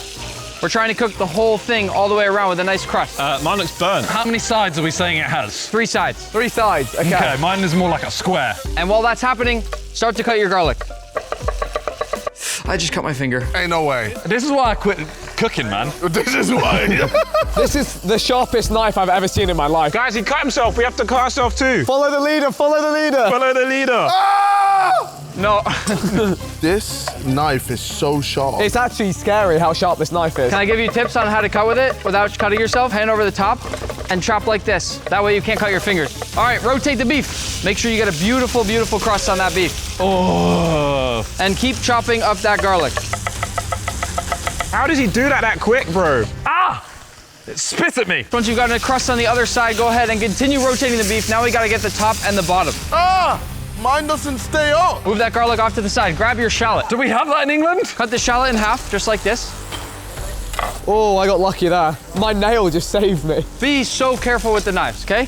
Yes. You cut it that way. Yeah, vertically. Why did you cut it that way? How do you cut it this way without cutting yourself? This is terrifying. Cut down the shallot on the top like this into thin strips, but not all the way down. Go about 90% of the way, and then cut carefully 1, 2, 3, 4, 5, all the way down. You want it into nice small pieces. Is it normal to cry this much? My eyes! Ah! Oh, you crying.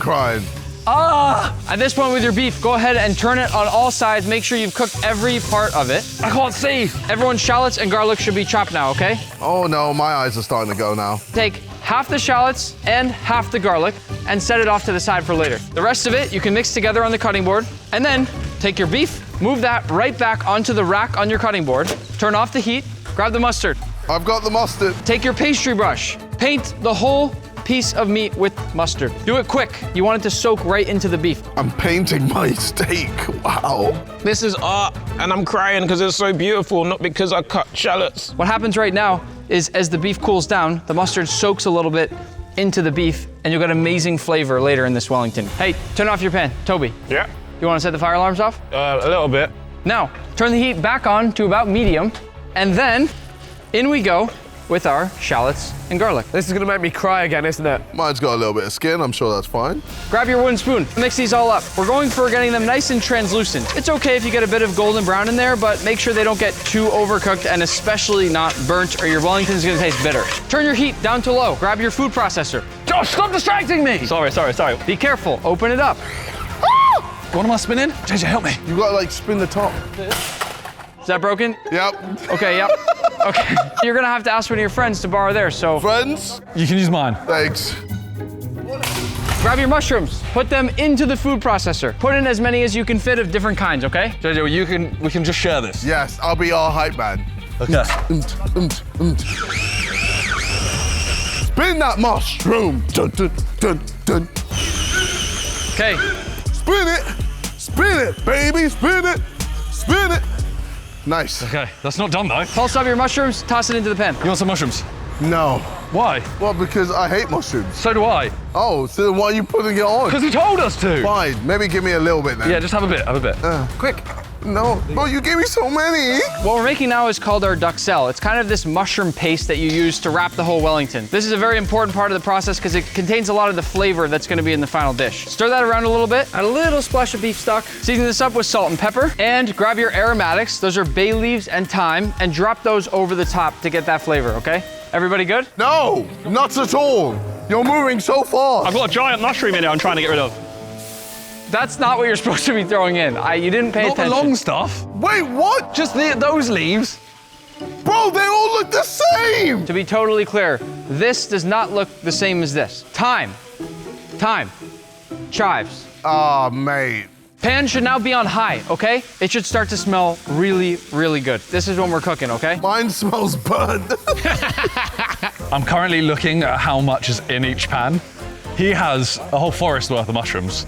I have a very small amount, and he has nothing. So I have no idea what's meant to be right, but I guess we'll find out soon. I'm gonna go for another 30 seconds to dry this out as much as I can, and then we're moving on. Oh, thank you so much, Nick. That is so kind. I'm doing really well. Are you? Remove the aromatics, take the leaves, take out the thyme, grab this medium-sized bowl, and transfer all this off to the side. Medium-sized bowl. Yeah, look how much stuff he's got in his, man. Run this to the fridge as fast as you can.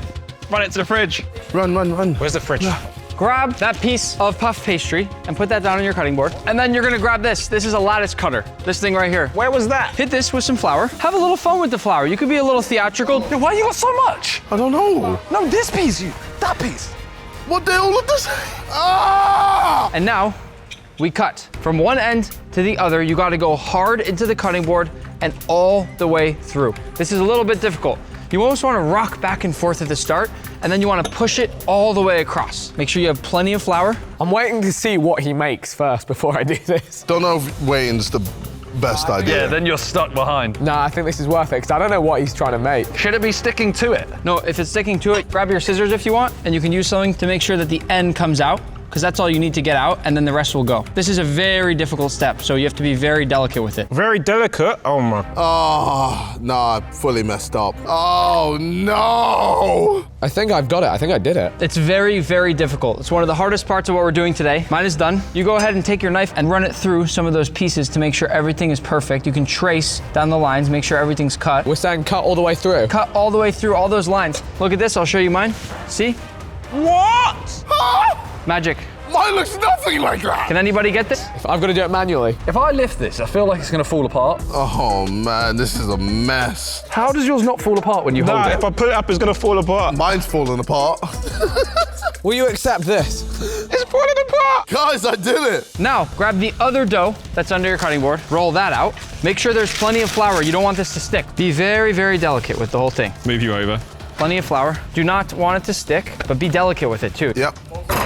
This is the big one, yeah? Yep. Lay it so that the long way is facing away from you. Got you. Grab your prosciutto. My prosciutto. Open this up on one side. I don't have enough space for this. Watch this. Watching. Flip on the side that's on your half and press that down so the prosciutto sticks to the dough. Long ways? Sideways it was. Gonna peel, peel, peel. Stays right there. You want the prosciutto nicely laid out across one side. Bow. Why is my pastry so long? Then go grab your mushrooms. This is my prosciutto. Done. Come on, keep up. I'm trying. I'm going as fast as I can. Take your mushroom mixture and spread it in a very thin layer across the bottom. There's too many steps. If it helps, go ahead and grab a pair of gloves so you can use your hands to really press it out evenly. We want to create a nice even layer here. Spread this all out evenly across your prosciutto. It's got to be a perfectly even layer, okay? Or the Wellington's going to look really weird. Yeah, it's kind of even. Why are you not putting gloves on? What do you, oh. Because it makes it so much easier. Oh, really? Okay. Fully cover all that prosciutto. Oh my gosh. Everybody keeping up? I guess. Now, take your beef, put it right on the base. I'm gonna trim off the back edge of this if there's any unclean edges of it. So this is too much here? Yes, that's too much. I said at the base. Yeah! And then we roll. Keep it nice and tight when you roll. Keep your hands clean and keep it tight. He's moving so fast. This is... You wanna wrap it up like a Christmas present. I didn't get many Christmas presents. Once it's all tucked in and very nice, make sure there's no air bubbles. Make sure it's nice and tight. You're gonna take your knife and you're going to cut the edges and going to grab my oven. Bring it up. Grab the whole oven, okay. Wow, that's cute. 230 degrees Celsius. Get out of here. I don't have space for the oven. How do you have space for the oven? What's happened? JJ, what I'm making space. Keep your workstation clean. Now's not the time to ruin it all. Yeah, man. This is a mess. This is a mess. Keep tucking this in. Make sure it's nice and tight. Make sure it's all gonna hold together. How do you turn this thing on? No, I got it. There's a timer. Does everybody's Wellington look nice and tight like this? Nope. Yeah. I think so. When do we put it in the oven? Once it's preheated. But first, the lattice pattern, the trickiest part, okay? This is a very delicate part of the process. Grab your 2 eggs and your bowl, and then grab that empty mushroom bowl. We're gonna use that as our discard bowl for separating our eggs. Ah. Who's separated an egg before? Raise your hands. I have. Okay, then you're gonna be good at this. Take your eggs. We wanna take out both yolks. We don't want the whites, we don't want the shell. Just the yolks into this small bowl. I'm gonna crack this over my bowl. I'll dump the egg yolk right into my hand and go back and forth just to separate out the yolk from the whites. No, just use a spoon. And then yolk goes into the bowl. Same thing with the other one. Do not break your yolks. Somebody's probably gonna break their yolks. Don't be the one. Protect the yolk. Your oven's not gonna preheat if it's open like that, JJ. Wait, why is my oven open? Grab the pastry brush. Where's my pastry brush? Into the yolks and break them up. This is gonna be our egg wash. How do you not have mustard on Because yours? there's another one. Mix up those egg yolks and then paint the Wellington gently with those egg yolks. This is called an egg wash. Beautiful. This is artsy. I've made it further than I would have expected to make it, so for that, I am proud. I'm still confident I'm better than JJ. I have no hope. I feel like it's over for me. My Wellington looks like it's an alien. Make sure you get all the edges, go all the way down to the sides, paint the whole thing. Should mine look this orange? Ours looks way more orange than his. He's just further away from you boys. Get it all yolked up, okay? That's an American saying, right? Yolked up. I think I yolked it all up. Keep that egg wash. Take the lattice pattern. I'm going to go over my Wellington, just like this. Perfect fit. That's where the magic starts to happen, okay? Do the same thing. Just like this. Yeah, just like that. And now, take your knife, and once you feel like the lattice has adhered properly to the Wellington, cut off the excess. The XIX lattice, you know what I mean? That's not what he said. By now, our oven should have preheated, so we're just about ready to put this in. Mine is so ugly. Yeah, same. Once that's fully tucked on all sides, see how I'm just looking around the whole thing to make sure? I'm gonna add a little bit more flour to my cutting board. Again, I don't want it to stick. We've worked really hard to get to here. What if you have no more flour? How have you run out of flour? Oh man, it's been a long day. Do you want to paint those little bits that you just added, okay? Is it possible to have too much egg? Just keep painting and it should spread it out. Oh mate, what have I created? He's created a monster. I have no hope. It's too late for me. Don't give up. Don't give up, JJ. You're so close. I hate you. You're ugly. Are you talking to your own food? If you see it, you'll understand. Here's a tip. Make sure you look from every different angle because you're gonna find new spots all the time when you turn. But every angle is ugly. What happens if you miss a bit? It's not gonna be golden brown in that spot. When do we chuck it in the oven and see?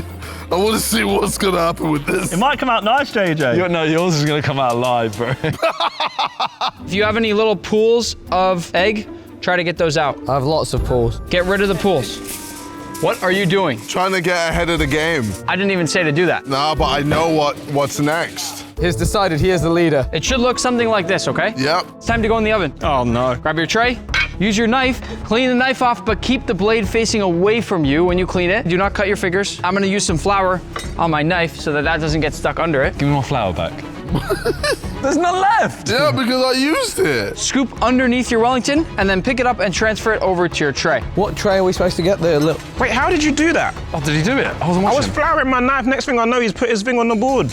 I was trying to put flour on the knife and I cut my finger open. Is there any Band-Aids? He told you like 6 times. Can we please get a medic? We have an injury. It's just a boo-boo, don't worry about it. Wellington, into the oven. Oh, my Wellington's too big. Again, I'm not sure, JJ, why you put a bunch of aluminum foil in there. I know what I'm doing. Is that not shut? Oh my gosh. Yes! Get in there, you monster. There's something in the oven and that is an accomplishment. I hate what I've created.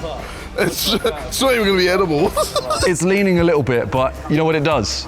It adds more flavor to one side, and then that side is the side that they'll taste. Oh. See what I'm saying? So what if they happen to taste the other side? I won't let them. Wait, no. Yo, yours? Wait, yours is on fire! No!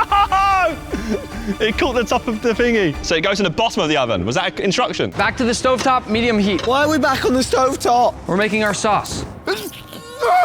Little bit of oil into the pan, just a drizzle. Grab the shallots and garlic you had earlier and put this into the pan. Get it nice and hot. It should be sizzling loudly here. Grab the yellow liquid that you have below your station. Turn your heat all the way high. Check under. Make sure you've got a nice big flame there. Yeah. Grab your salt.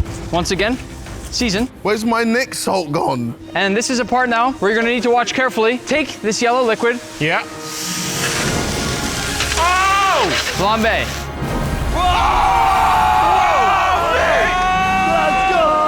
How did you do that?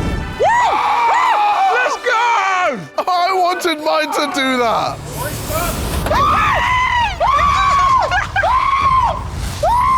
He said put it in and then tilt it, not tilt it so it just goes straight in. I don't want to do that. That seems scary. Ah! Ah! Ah! It touched my hand! Let's go, Josh. I don't want to. Come on, Josh. Ah! Ah! Scary. It's my favorite thing to do in the kitchen. Maybe not mine. Not like that. Yeah. Just running screaming. Ah! Okay, take your red wine. Hey, JJ. Yes. You gotta lock in. Okay, I'm not. Okay, I've been told off. I'm sorry. Red wine. There you go. Once your red wine's in, high heat. JJ, no. Stop, sir! I didn't say to do that. Oh, sorry. Why would you do that? Nick, you've opened Pandora's box. He's not going to stop. Now he knows he can create fire. Add a little bit of that bone broth. Oh. I added a lot of that. Now grab your butter. Butter. Cut off the end, a piece like this. Do not cut your finger. Wait, with the wrapper on? Take the wrapper off. Okay. Then cut the butter into nice small cubes. Underneath your station, you'll find this little mixture with your whisk. Mix that up. This is cornstarch and water. It's gonna be used to thicken up your sauce. While whisking, pour a little splash of that in. I feel like this isn't doing anything. You want a nice sticky sauce, one that's gonna hold on your plate but not spill everywhere when you go to plate your Wellington. Mine's just burnt, bro. I set it on fire twice. And while that's thickening up, turn your oven off, leave it for a moment. Oven off now. Then back to the stove, turn that off, get rid of the wooden spoon, and mix in a few chunks of that butter. Whisk it up. We want that butter to melt into the sauce. Is it on high heat? Have you turned yours off? Yeah, you said turn it off. Oh. Season that up, a little bit of pepper. We're coming to the end here. This can't be right. Little salt. Take your strainer and take your measuring cup. Strain that sauce through your strainer. Wait, it's meant to be a liquid? Yeah. Yeah, man, sure. This is not a sauce, this is straight oil. I haven't got any sauce. There's nothing in there. Set that off to the side. Grab your chives. The chives. Oh yeah, I remember those. And go ahead and cut nice, small little rings of those chives. Very, very, very small, but do not cut your fingers. I'm so sorry for any professional chefs that have to watch this. I apologize. To finish, grab your Wellington. The Wellington should look beautiful golden brown like this. Yeah, it doesn't. That's such a satisfying noise. All right, take it out. Okay. How can you tell if it's done? Go ahead with the serrated knife and cut a nice slice through the center. It should look like this. What? Unreal. Okay, that's so good. Wow. Can't wait to see mine look like that. That looks really good. Hopefully mine looks like that. Cut a nice slice down in the plate. On with your sauce, then the chives. Done. Your 60 seconds starts now. Ah, but I've not cleaned my surface. I wasn't ready for this. Oh my God. I think that's good. Get it on the plate. Where's the plate? Where's the plate? There's the plate. Did he slice it down the middle? I think so. Get the best slice you possibly can. Okay. 30 seconds remaining. Ah, the pressure. Plate it as best you can if you're not gonna follow my instructions. Oh, he's cut it again. It's moving a lot. 15 seconds remaining. I should have done it on the board. Oh no! What sauce? The sauce that we made. Oh yeah, that. 5, 4, 3, 2, 1. Hands up. Hands are up. Woo! Give yourself a round of applause. Come on. I put the whole thing on. I put the whole thing on. I've gone outside the box here. It's good. This is my beef Wellington. This is what your beef Wellington should have looked like. Let's see how everybody actually did. Toby, how do we do? I decided that this is going to taste so great that I wanted to serve you pretty much the whole thing, which is why there's so much on the plate. I mean, look, your plate looks a little bit dirty. It looks almost like an explosion of some kind, maybe a volcano. I call it, yes, volcanic beef Wellington. But it's not the worst I've ever seen. I pray for that poor soul who is the worst you've ever seen. Vic, how'd we do? I feel like a proud parent. Yeah? Yeah, it looks good. The inside is cooked to perfection. Ooh. Messy plate, I wish it was a little bit neater, but your Wellington is beautifully golden brown. In fact, it might even be better cooked on the outside than mine. We'll take those. Nice job. JJ. Yes. Talk to me. Rocky start, but then I think got better near the end. I guess my biggest confusion is why it's so off center. It's like it's trying to jump off the plate. I can understand why. I think it's alive. The cook on the inside of the beef is really nice. Your knife work on the chives could have been better, but overall, not bad. Yay, let's go. Simon? The base fell off. Clearly your sauce wasn't quite thickened enough, right? Yeah. You may have not followed all the instructions there, but again, the beef on the inside is cooked very well. That's pretty much perfect medium rare. Not bad. I'll take it. And Josh. Yes. What happened here? I'm telling a story. I've gone outside the box. Ah. I've actually given you a love heart, showcasing how much I've loved today. I've never seen anyone plate something like this. I don't love it. I don't hate it. Good, that's fine. The burnt top is just weird. But yeah, you cooked the inside really well and it's nice and even. So, great job there. Thanks. Go in the comments down below and vote who you think was the best chef from all the sidemen. That was fun. Thank you, bro. That was fun. Yeah, that was sick. Can I keep my apron? In this video, I'm visiting the biggest YouTubers in the world to cook them their favorite dishes. But what they don't know is that they are actually cooking for me. Bro, you said you were cooking. I'm sorry. Oh, no. And by the end, we'll find out which of your favorite YouTubers is the best chef of them all. All starting with Mr. Beast. I'm starving. Come on in. I love when he visits. He just makes me food. As you know, I've got all the ingredients here to make you a fresh and delicious fried chicken sandwich. Thank you. One other tiny little note, you will be cooking me a fried chicken sandwich. Wait. But I invited you because I wanted a fried chicken sandwich. I know, I tricked you, but you're gonna be ranked on a tier list with the biggest YouTubers on the planet, so if I were you, I'd try. Oh, okay. Oh boy. How do you even make a fried chicken sandwich? That's for you to figure out. Get cooking. All right, this is oil. I'm opening up the chicken because it's fried chicken. Every time I've cooked with you so far, you've also broken things. Just remember, I am judging also on cleanliness, cooking skills, presentation, and taste.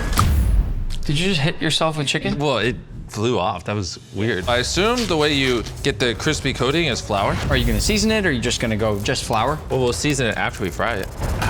Remember, for frying, you need a wet dredge and a dry dredge. Oh, I have no idea what you're talking about. Try to crack with one hand. I will give you extra. That didn't work. Put some milk in, and now we're drenching it. I call this the raw dog. Now we plop it in the oil. Oh, we're ready? You right? Oh, okay. Here, can you do it? I don't want to get burned. Fine. Safety first. Time to make the sauce. We're gonna put a little barbecue in here. Mayonnaise! It is not a chicken sandwich without some mayonnaise. And then, of course, some ketchup. These are the 3 goated sauces, which equals a triple goated sauce. Here's our plate. This is a lid, by the way. Just Yeah, not... that's fine. Yeah. Can he open a pickle jar? Oh, I got it. We're cutting the pickle. Oh, all right. Be really careful. Here you go. I'd never have trusted you with a knife. Careful. As long as it's not glass, I'm happy. We're putting our proprietary sauce. It's a nice color of a sauce. Do you see that? But what other people don't realize, you take a pickle, put some sauce on it, now it sticks to the bun. What do I do with this? All right, that's done. Wow, look at that. It's actually really good golden brown color. Is it cooked? I don't know. Will the inside be raw? Maybe. Are you putting that next to the chicken sandwich? Trust. Gourmet. Can you back up? Okay, All right, Nick, it's ready. What we have here is what I call the beast chicken sandwich. It's on a lid. This is creative, and I actually like that. Thank you. Yeah, there we go. Take a bite. There you go. What do you rate it out of 10? The cleanliness was very low. The chicken has no seasoning. However, it's incredibly juicy, and the sauce is very well balanced. Mr. Beast somehow is gonna get B tier. B tier? Wait, why is he running away? Our next YouTuber is Ryan Trahan, who you probably know from his clever challenge and adventure videos. And he's asked me to make him some cookies, but as we both know, he's the one making me cookies. Nick, come on in. I've had some of your regular cooking, but I don't think I've had cookies from Nick DiGiovanni before. Yeah, that's the thing. You are gonna be cooking me cookies today. He'll be back. I don't know if you recall, but I got the baking badge from you. That was a while ago, and I haven't baked anything since. Stick of butter goes in the bowl, sugar. You're surprisingly confident. And let's mix it up. Seems dangerous. So you really want that texture to kind of start coming through. It looks like scrambled eggs a little. So I think what actually went wrong here is I should have heated up the butter a little. It's not sanitary. Did you even think about preheating the oven yet? Yes. But you didn't do it though. Yeah, we're just gonna preheat the oven here to about 400. Next up, we need some vanilla. This is a vegetable, so I'm not gonna put it in my cookies. Instead, we're gonna use vanilla bean paste. And voila! Boom. For flour, you really just kind of want to get a handful. You are not measuring at all. Yes, I am. Next up, we're gonna get a little bit of baking soda, not too much, we just need enough so that they rise. Whoa. I like soda. And now I spin it up. Oh boy. Have you ever made cookies from scratch before? No, dude. This dough actually looks and smells surprisingly good. Let's scoop up a few cookies here. That is crazy how much that looks like ice cream. Maybe he can bake. And there you have 4 stellar cookies. I'm gonna add some of the new Joyride Fruity Zips just for a little splash of flavor. To be clear, you're making cookies that have a fruity candy in them. Yeah. Not chocolate. If there's anything that you've taught me, Nick, you gotta take risks to do great things in the kitchen. I think they look pretty neat. Let's throw these cookies in the oven. Can you play some epic music? For this? Yeah. What do you want to do while we wait? Do an arm wrestle? 1, 2, 3. Can you cut that out? Let's check on the cookies. Voila! I present to you my homemade sugar cookies. I am not sure what to think about this. Well, that's because you haven't tried it yet. Normally I'd be upset about the top of the cookie being flat like this, but you've gotten a beautiful crust on the back. I don't think you meant to do that, but Literally, that was my goal. Cheers. Cheers.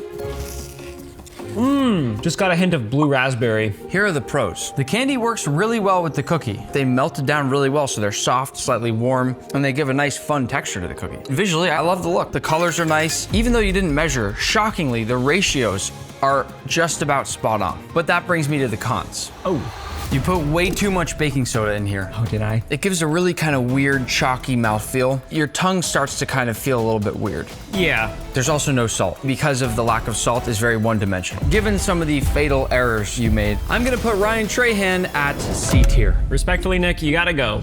Get out of my house. Okay. C tier is crazy. Our next YouTuber is Eric, who you probably know for his insane prank videos. And he's requested fish tacos, but since he likes to prank everybody, I have an extra little prank in here for him.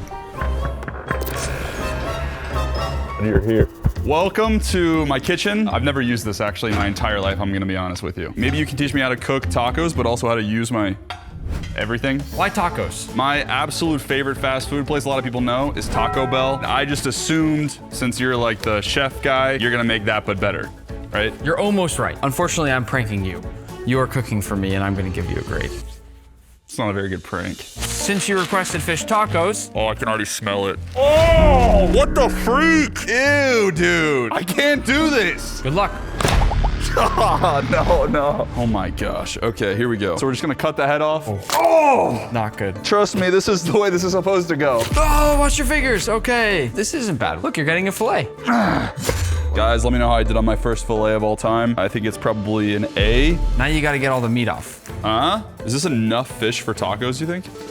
Let's cut up some tomatoes. My thought here is to make some sort of salsa. Next, we're gonna go for the cabbage. Not bad knife skills. This is okay. Red onions. Delicious in a taco. I don't know how to cook. He's cutting it in such a way that you actually can't tell anymore what's skin, what's onion. So I'll have a really nice surprise later when I bite into that taco. If there even is a taco. Mango. It's going in the salsa. See, I like that. Throwing a little sweetness in there. Yep. One more thing, the avocado. Seems about how he would cut an avocado. Mix this around. Pretty oniony.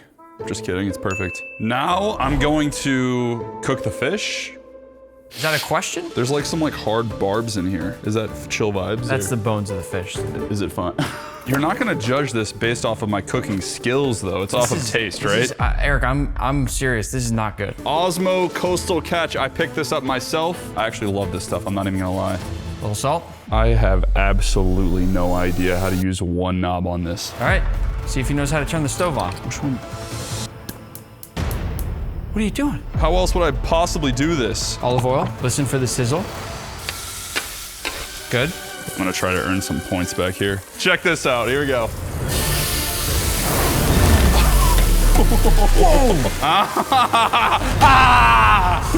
Why is there confetti? I threw a party. There's still confetti up there. Fish is actually looking pretty good. You're getting a nice golden crust on the bottom there. I like what I'm seeing so far. Time to plate. You're gonna love these. You're breaking all of them. I cannot believe that I, single-handedly, with no help from Nicholas, got from a raw fish to this moment. Oh no. We're gonna garnish with a little bit of cilantro here. Done. Real quick first, I want to take a look at the mess. Here is part of the workstation, the mango wrapper hiding right where you cook the fish. Don't worry about that. Bunch of broken tortilla shells. Please present the dish. These are my fish tacos. They come with some sweet and sour salsa on the top, some avocado, and garnished with cilantro. Here we go.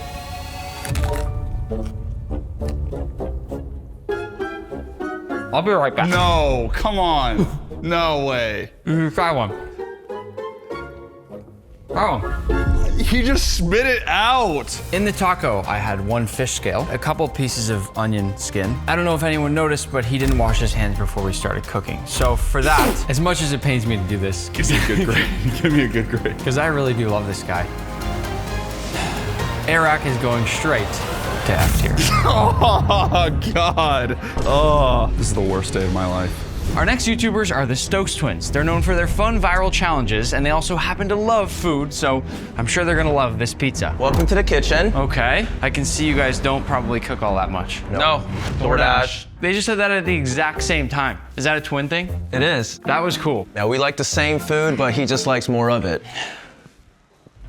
First question, why did you choose pizza? Well, you can put anything on pizza. We can put our favorite foods like fried chicken, pineapple. I have good news and bad news. The good news, I made The best pizza dough you're ever gonna have. The bad news is that you're making me a pizza. No! I'm about to walk out of here. I don't cook. Pizza just happens to be like the hardest food you can make. It's like 3 ingredients. Are you supposed to add the ingredients first or after? I think you cook it first and then you just sprinkle everything on top. I don't think you do that. Here I thought you were just gonna cook for me. I feel so bad, I really do. No, he doesn't. He's like smiling like a evil villain. Next thing you know, he's gonna be like, hey, look, I charged it to your card. I could have made you make your own pizza dough. Be a little grateful. Oh my gosh! This is like, what, goo? The goal is to make it look like a circle, right? I've never seen somebody try to press out pizza dough like that. How am I supposed to know? This isn't like public knowledge. Giving it a weird massage. Very carefully, you need to transfer that over. Are you just gonna stand there and be useless, Alex? So it goes tomato sauce, then it's the cheese. Where does olive oil go into it? Maybe... Now! Olive oil goes now. I can't wait to eat. You're not the one eating, Alex. All right, little olive oil on there. All right. I'm not totally upset about this so far. So I'm just gonna add a generous amount. I don't know whether you meant to do this or not. The mix of that olive oil and the tomato sauce, I think, is gonna taste really good. Step 2, we're gonna add cheese. Wait, no. You're supposed to rip open a block of cheese and just set it on top. Now we're gonna add mozzarella cheese because people love cheese. We're gonna add basil now. Couple tomatoes. I can't wait to see how this looks after it bakes. Adding the little last drop of olive oil on the crust. Just a tiny sprinkle of salt here. I think this is ready. Here we go. I'm gonna go ahead and prep the pineapple while the pizza's cooking. Look at that. Not bad knife skills. This is very impressive. Gotta cook the pineapple. Okay. Let me try it. Here we go. Maybe we don't need all these pineapples. Let's just add a few basil in there. A little more pineapple juice? I don't know what your plan is here. I really don't. I can't believe I'm saying this, but the Parmesan's actually melting in the middle of the pizza. I think we're ready. The sous chef says yes. Yo. Why are you guys excited about this? Listen for the crisp. Ooh.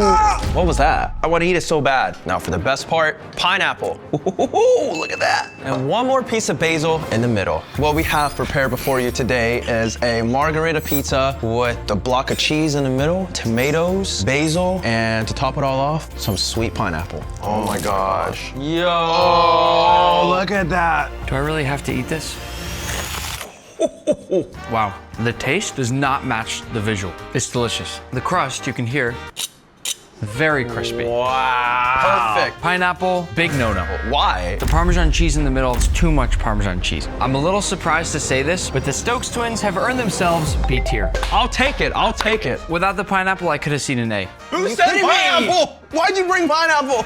Our next YouTubers are Dude Perfect, known for their impossible trick shot videos. They asked me to make them ice cream sundaes, but they're making them for me. Let's go! I told you he'd come through! I told you he'd come through! I know you guys want a good ice cream sundae, and I know from our cooking challenges in the past that you do not know how to make your own ice cream sundaes, so I will make them for you guys. Let's go! Come on. Any preferences I should know about? Anything at all? Whenever I go to a restaurant, I let the chef pick. Okay, that's good. I'm not here to question you, chef. I do have one last little detail. You guys are gonna be making me the ice cream sundae. Great. That doesn't even make sense. That's like us signing you up to do a trick shot video. I mean, it's ice cream. Who's first? Somebody's got to start. This is going to be fun. This is the standard chocolate. Why would you open that side? That is pretty frozen. Just give us a C. The twins do not know how to scoop ice cream. I don't know why. And he's sticking his head. Take your head out of the case. Oh. I think we've seen enough, Kobe. Can we cancel him? I'm Ty, hoping to make more appearances in Nick's videos, just to prove myself as an up-and-coming chef. So we're gonna go 1 heat, then I'm gonna go 1 strawberry, and then 1 more heat, just for like a flavor differential. In theory, people think ice cream sundae, the most basic thing ever. Easy to mess it up. All the flavors need to tie together. Whipped cream them. It's beautiful. That looks like a Christmas tree of whipped cream. Let's go crisper balls. Yeah, I agree. See, now I like that you guys are starting to really work together. Oh, it's so good. Oh, that's so nice, dude. I want perfect cherries. This is attention to detail if I've ever seen it. Look at that focus. I need you to hold this cherry. We're de-cherrying? I don't understand the taking off the cherries. I'm gonna put them back on, chef. I just want it to look clean, and I don't want drizzle on my cherries. Good, Ty. I'll let you place the cherries back. I feel like I'm doing surgery, dude. His hands are a little sweaty. I wanna wipe the car. This is something that people miss every time, but you have to wipe the plate to make sure that it's clean after you finish plating the dish. I think it's done. We've got 3 scoops of ice cream here, 2 heats on the outside, sandwiching a strawberry scoop in the middle. Topped it off with the classic, iconic cherry finish. We proudly present you the Dude Perfect sundae. This actually looks like something that you could go into an ice cream shop and order, and it would come out looking like this. Cleanliness-wise, you guys actually didn't really make any kind of mess. Points across the board so far. Yes, let's go, baby. My only question and what I worry about is whether all these work together well in one bite. I am confident it will, Chef. Look at that whole thing. Whoa. No, you don't have to hide it, Chef. That was delicious. Whoa. It's got texture. Yes. It's got flavor. Dude, perfect. Gets an A tier. Oh! Hey, you guys are welcome! I'm gonna go back to the pool. We'll see you guys on the cruise. Sounds good. Our next YouTuber is Mark Rober, who you probably know for his science and engineering videos. And he's asked me to make him sushi, but I'm not making any sushi for him. Nick, come on in, brother. Oh, yeah. All right, I got it all set up for you. Mark, I got you all the best things out there. This is fresh wasabi. What? Wasabi is a plant? There's a very good chance you've never had real wasabi. It's usually horseradish. I feel so deceived. Speaking of deceived, you are cooking sushi for me. Oh no, wait. This changes everything. Chop, chop. Okay, I'm gonna start by making the rice because that's gonna take the longest. You kind of eyeball it. You wanna put some water in here. I am, by the way, judging also on clean workstation and just general speed. I think we want a little rice seasoning. We got rice vinegar and a little sesame seed is something we don't want to put in here, and about that much. The final touch is a pinch of sugar, and now it's ready to go in the sui hunky. Rice is cooking. Next up, unsheathe the giant knife. The toppings. We're gonna start with the green onions. Look at the knife work though. I mean, not bad, really good, actually. Honestly, I learned this from you. Next up, we're gonna cut some cucumber, long ways. It's probably all we'll need. Next, we're doing avocado. Wow, oh my God. That's probably gonna be enough avocado. Put that there. I've got some bell peppers here. I'm gonna cut these longitudinally. That means lengthwise. I will tell you right away, looking at this here, this already knocks you away from getting an S. You will not get an S. You never said it was based on how clean my workstation is. Play the clip. I am, by the way, judging also on clean workstation. Good clean up. Yes, chef. Am I back to S tier? Nope. What? And what we got here is some tuna, salmon, and some yellowtail. Nice. The fish needs to be cut in like a strip like that. Because Nick won't tell me which his favorite fish is, I'm gonna make a triple blend. Now I'm gonna, oh gosh, literally rip through every piece. Your rice is done. Ah, okay. Just in time. Woo! Oh, this is good sticky rice. You make like a thin layer. You just want a little bit, otherwise it gets too thick. We have our triple blend right there. Now we're gonna add the veggies, the avocado, a dab of the spicy mayo. Now, this is the point where you regret you didn't already make the whole thing on top of this. Oh boy. Oh boy. This is the easy part. You just roll it up. This is a big moment. Huge moment right here. Oh. You kind of just squeeze it. Get the seal. Now, Nick, you owe me an apology. Cut through, love it. Gonna add the garnish and the soy sauce. I'm adding some salmon eggs, also known as caviar. Not caviar. And a little bit in the sauce. Unconventional, but that's okay. This is my triple decker super smash salmon sushi roll. The most interesting part about the sushi I see here, Mark, is that every piece looks totally different. That's the mark of a good piece of sushi. You can see that he cut it to the right length, but it's not fully connected. Take a little dip. I'm gonna join you. Cheers. Cheers. I don't want to influence the judge, but I mean, that's an S tier piece of sushi if I've ever ate one. Did I say that out loud? I have good news and I have bad news. Oh no. The good news is that his knife skills are noticeably so much better than when I was teaching him last time, and he seems like he's an overall better cook. All right, give me the bad news. The bad news is that Mark Rober is gonna get D tier. D tier? D tier is in I probably should have just ordered DoorDash. Our next YouTuber is Fede. He is the biggest YouTuber in Mexico with over 70 million subscribers, and guess what he asked me to make him? Lasagna. Here we go. Beautiful setup here you got. Thank you so much. Why did we pick lasagna? I love Italian food, so the lasagna is gonna be awesome, right? Well, that's a good question. You're cooking the lasagna. It's a joke, right? So this is pasta, right? Do you cook at all? No, I have a chef in my house. Because you don't cook and because you chose a very difficult dish, I will be very impressed if you even get a D tier. Wow, this is so difficult. You haven't even done anything. First, I'm making the sauce. Oregano, Italian seasoning. Got basil? It's actually not off to a bad start. Garlic. Where'd you learn this? I have a friend, he's in MasterChef. He taught me this. Salt is really important. I hate food without salt. I think I never used one of these before. Can opener? It's like this. This can't be real. I'm sorry, guys. This is like really futuristic. Futuristic. I'm pouring this because I think otherwise he's gonna splash both of us. Be careful. Do you have like a little machine? A machine to cut the onion faster. Yeah, that. Believe it or not, these are some of the best knife skills I've seen any YouTuber have so far. Okay, the sauce is ready to cook. Now it's time to cook the beef. We need protein. Little olive oil, fire it up. Now we put the beef. Your sauce is looking pretty good, actually. I'm gonna pour the sauce into the beef. Wow, looks amazing. I'm gonna put this here. I'm ready for the pasta. Okay. Salt. Now this is great. Who taught you to salt your water? My mom. Good job, Mom. Before cooking the pasta, I'm gonna break them. Just kidding. Don't do that. Oh, I forgot I had tomato paste.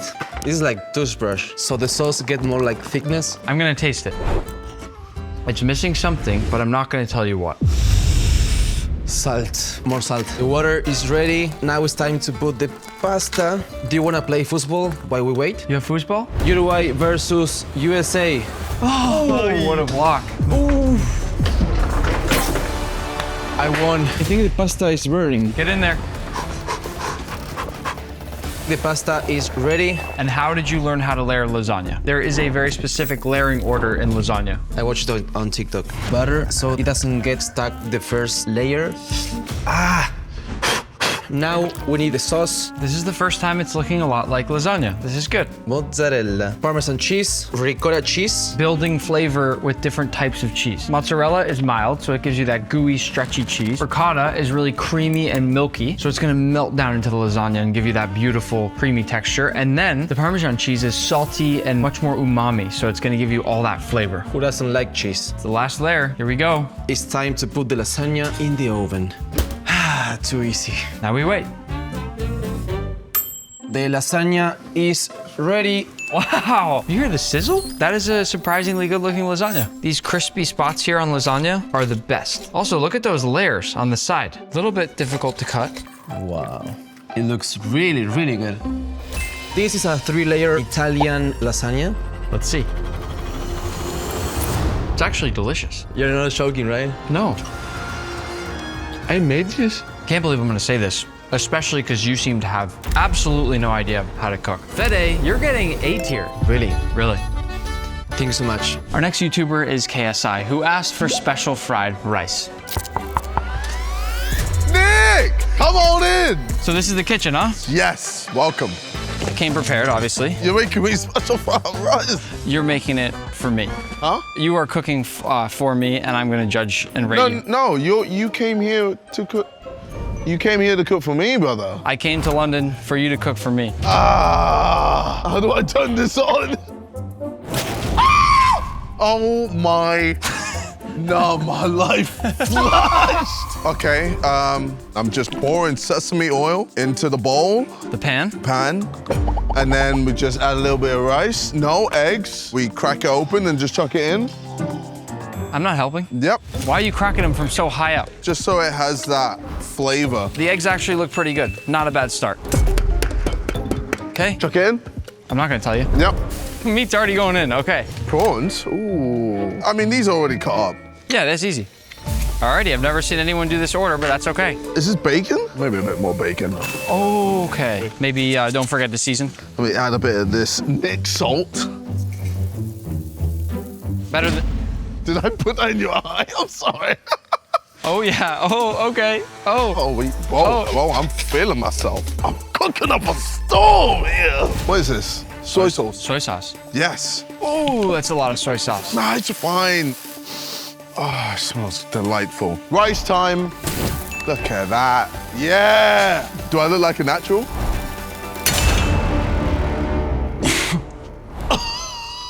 This will be the plate that you played it on. let's just use the table very gently.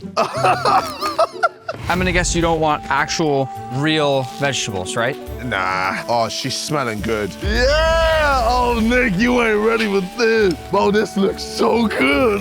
Oh! Okay, let's not do that again. Just lost half of it. That was the bad half. Yeah. Yeah. I think this might be done. Well, let's plate it up, just like that. Oh, dumping it right on. Ta-da!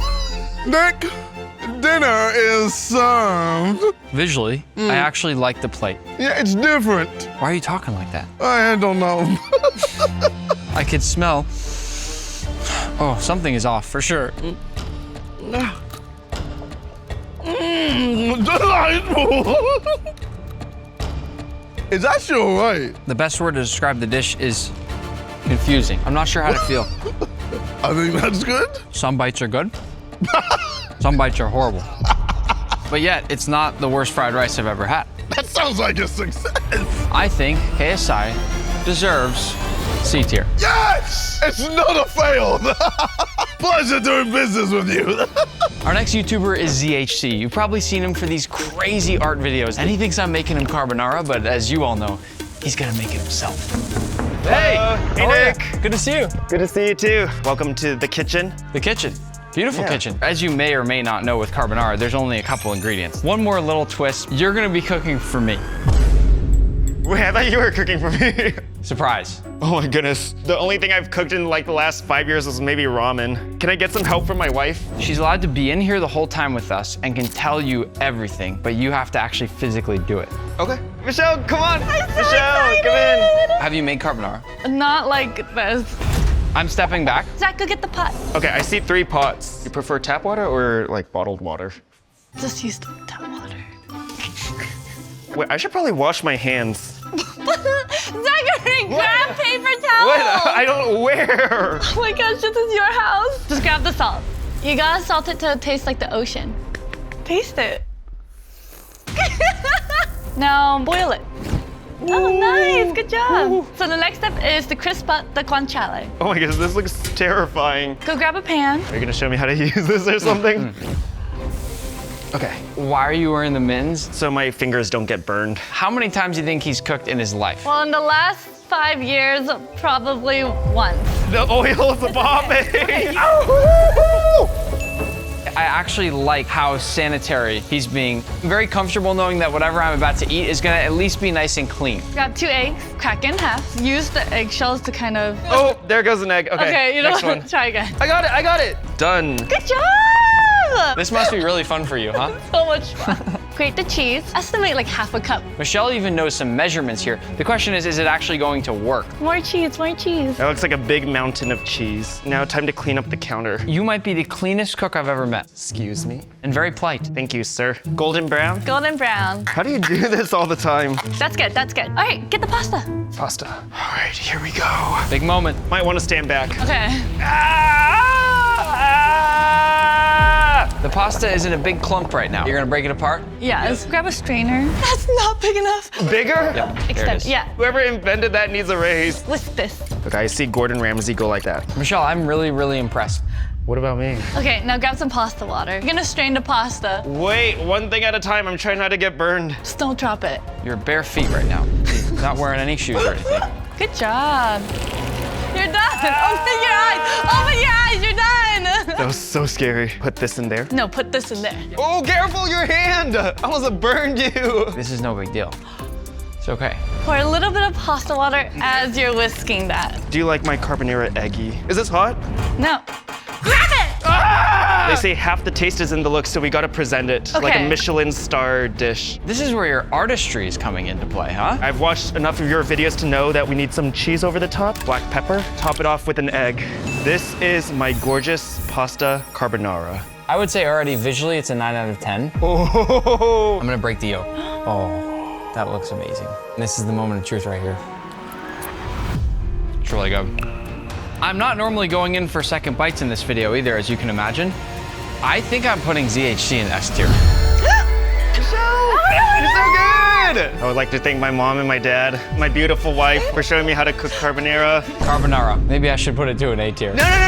Our next YouTuber is Jester, known for his creative basketball videos. And he requested steak and french fries. I think he's gonna be a really bad cook. Nick! Yo. You made it! This is how you know Nick's a real friend. A chef of his level, imagine how much it would cost to have them come in your house and make your favorite meal. Why steak frites? Steak, so delicious. And then french fries, who doesn't love french fries? One important thing I should tell you, you are actually cooking for me, and I'm giving you a rating. No, I don't want to do that. No, I don't. Wait, you're not gonna cook? Bro, you said you were cooking! I'm sorry. Oh, dude, I've never like made french fries. I'm gonna cut it into like these things first, and then I'm gonna cut it into fry shape. Cool, not a bad start. I almost feel like I should double the ingredients. I still want a meal. Like, I didn't eat lunch today, guys, okay? I'm hungry. What kind of steak is this? New York prime rib beef strip. Seasoning is most important, and I like to keep it simple. Salt, pepper. What is that for? Hold on for a second. Whenever I see somebody season like this, bad sign. What is wrong with that? The pepper is essential. This pepper thing is low-key buns, barely coming out. Add a little truffle as well. There's the technique. Nah. Uh-oh. That never happened. Smashing the garlic to open it up a little bit. Oh. I'm gonna throw the butter in. This is how you start your steaks every time? Yeah, butter. Got it. I feel like I put too much butter. Let's put these bad boys in there, and now let's put the steak in. The herbs are going in now. Yes. And the steak's going right in there. We're not even letting the butter melt fully. We're just going right in. Yeah. That's great. Alexa, set a 2.5-minute timer. You seriously? Yes. This is what you do when you cook a steak? You yell to Alexa to set you a timer? Yeah, if I don't have my phone That's on me. crazy. Oh. Alexa, stop. Okay, now we're basting the steak. Wow! And you don't think the butter's burnt at all? I didn't know you could like burn butter like that. Let's look at the other side. That looks delicious. Let it sit until we finish the french fries. Wow, you know how to rest the herbs on top. This ain't amateur hour at my house. Now, put those bad boys in. Alexa, set a timer for 4 minutes. Ow! While we let these fries cook, let's go outside to your basketball court. You hit a 3-point shot on the first try. I'll rank you one above whatever score I would give you. Say less. You know what time it is? All right, here we go. Oh, no! Fries should be about done. I think these look good. Let's see. Here we go. That sounded amazing. Fries on the side. Okay. Make a little tower. You weren't gonna wash your hands after the basketball, though? Oh. You know what time it is, Nick. Some uncooked rosemary on there. Zero sugar ketchup. Was that supposed to be gourmet, what you just did? There it is. Meal complete. This isn't a dish. This is a spiritual journey going right through your mouth. That's enough. Steak and fries, visually, very confusing. I've never seen anyone do anything like that with ketchup. Now, as for the steak, I think we know this is the most important part. How sure are we that this is perfect medium rare? I would say 100%. The steak doesn't lie, so let's see what happens here. Cutting it so slow. I'm ready. That's medium rare. Nope, that's what I call medium raw. Seasoning is very nice. I can taste all the flavors from the garlic, the rosemary. It's one of the better seasoned steaks I've had anyone cooked me in a while. Thank you. Now, the rosemary was burnt, the butter was burnt. The fries, they could have gone for another 2, maybe 3 minutes. I failed you, Nick. Halfway through this cooking challenge, I thought Jester was going home with an A tier. But unfortunately, there's not much I can do about a raw steak. Yeah. Jester's gonna be placed down in D tier. No. Next up, we have not one, but 2 YouTubers from the beta squad. They think I'm making them butter chicken. Hello. Welcome, Nick. Hello, Nick. Great to see you, brother. Very excited about this butter chicken, bro. This is the best we could have done. This is perfect. So why butter chicken? We love Indian food. We go to Indian restaurants quite a bit. And Yeah, we're butter chicken connoisseurs. Yeah. The only other detail I'll say before I start is that I'm trying to find which YouTuber is the best chef, so you guys are cooking the food for me. Oh, it's us. And you prepped me up with this guy. Okay, you know what? Get out of the way. I'll make this food. You know what you do? Yep. Cut down the onions for me. Ooh, okay, no, you know what? Just What's grab going on? Wait, can I do my job? You're not good at this job. What we'll do is, we'll get rid of everything you just did there. Okay. Cut through the middle there. Just want it to be a bit thin. Not bad. So what am I doing? You're gonna put the onions in there for me. Maybe wait, but it's fine. Right now, as you can see, just cutting up the thighs. I just want it to be a nice sizes where you can have good bites out of them. You see, this is my boy. That's what he does. He holds it, because I need it. Hold it, yeah? Are you gonna turn that on or you just gotta let it sit? I was just gonna let it simmer for a second. There we go, perfect. Oh, that's not on? Not on. Ignite, I see. There it is. So now that the onions are simmering, what we're going to do is flip them. Put some salt on here, just a little bit. Wow. Okay. You were okay with this form of that? Not really, but I just, what can I do, brother? So how would you do salt? Yeah, see, that's how I used to do it. Okay, now put the other things in there. This garam masala is one of the most important things for a butter chicken. Did you put turmeric in already? No, I haven't done that yet. I was about to, but you stole that from me. What about the chicken? Already the smell. Put some cumin in there. Come in. No, not cumin, cumin. Bit more. Just keep going until I stop. That's fine, that's enough. So the marinade is very important. What you want to do is you want to get the yogurt to put it onto the chicken and then use the same spices as the onions to marinate the chicken. Yep, there you go. Get into it a little bit, yeah? Chunks, you see this? I don't want to make them too soft. Okay. Watch your hands, yeah? If you burn me here, yeah? Now we need to put the heat up because we're going to start cooking the chicken down. You can smell the aromas. Best smelling kitchen of this video so far. Getting some very nice golden brown color on the outside of the chicken here, which is great. I think what I'm going to do is put this in. As you can see, we have a mixture. There's some garam masala, some tomato, cashew nuts. Got like 5 minutes left just to cook down, and then I think we should just do a little. No. What you want in an Indian dish like this is you want the fat to start separating. And you can see that's already happening here. The sauce is beautifully creamy. The color is really nice. I'm actually impressed. Is it done? No, Nick. When it comes to art, it takes time. Oh, Nico, man. Let me cook. Let him cook. Yeah? There we go. That's good, though. Is That's it going to better. be too creamy? That's not too much cream, is it? It was. Start prepping the rice. No, don't do it. No. Sorry. Start prepping the rice, I said.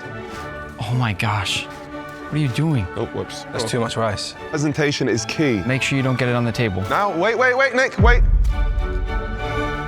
Bon appetit. As you can see here, we have butter chicken, a chicken makhani with some great aromatic spices, pilau rice, and we have a garlic naan. What about his cutlery then? Sorry about that, Nick. Thank you. Why would you give me 1 plastic knife and then 2 silver utensils? Sorry, let's just...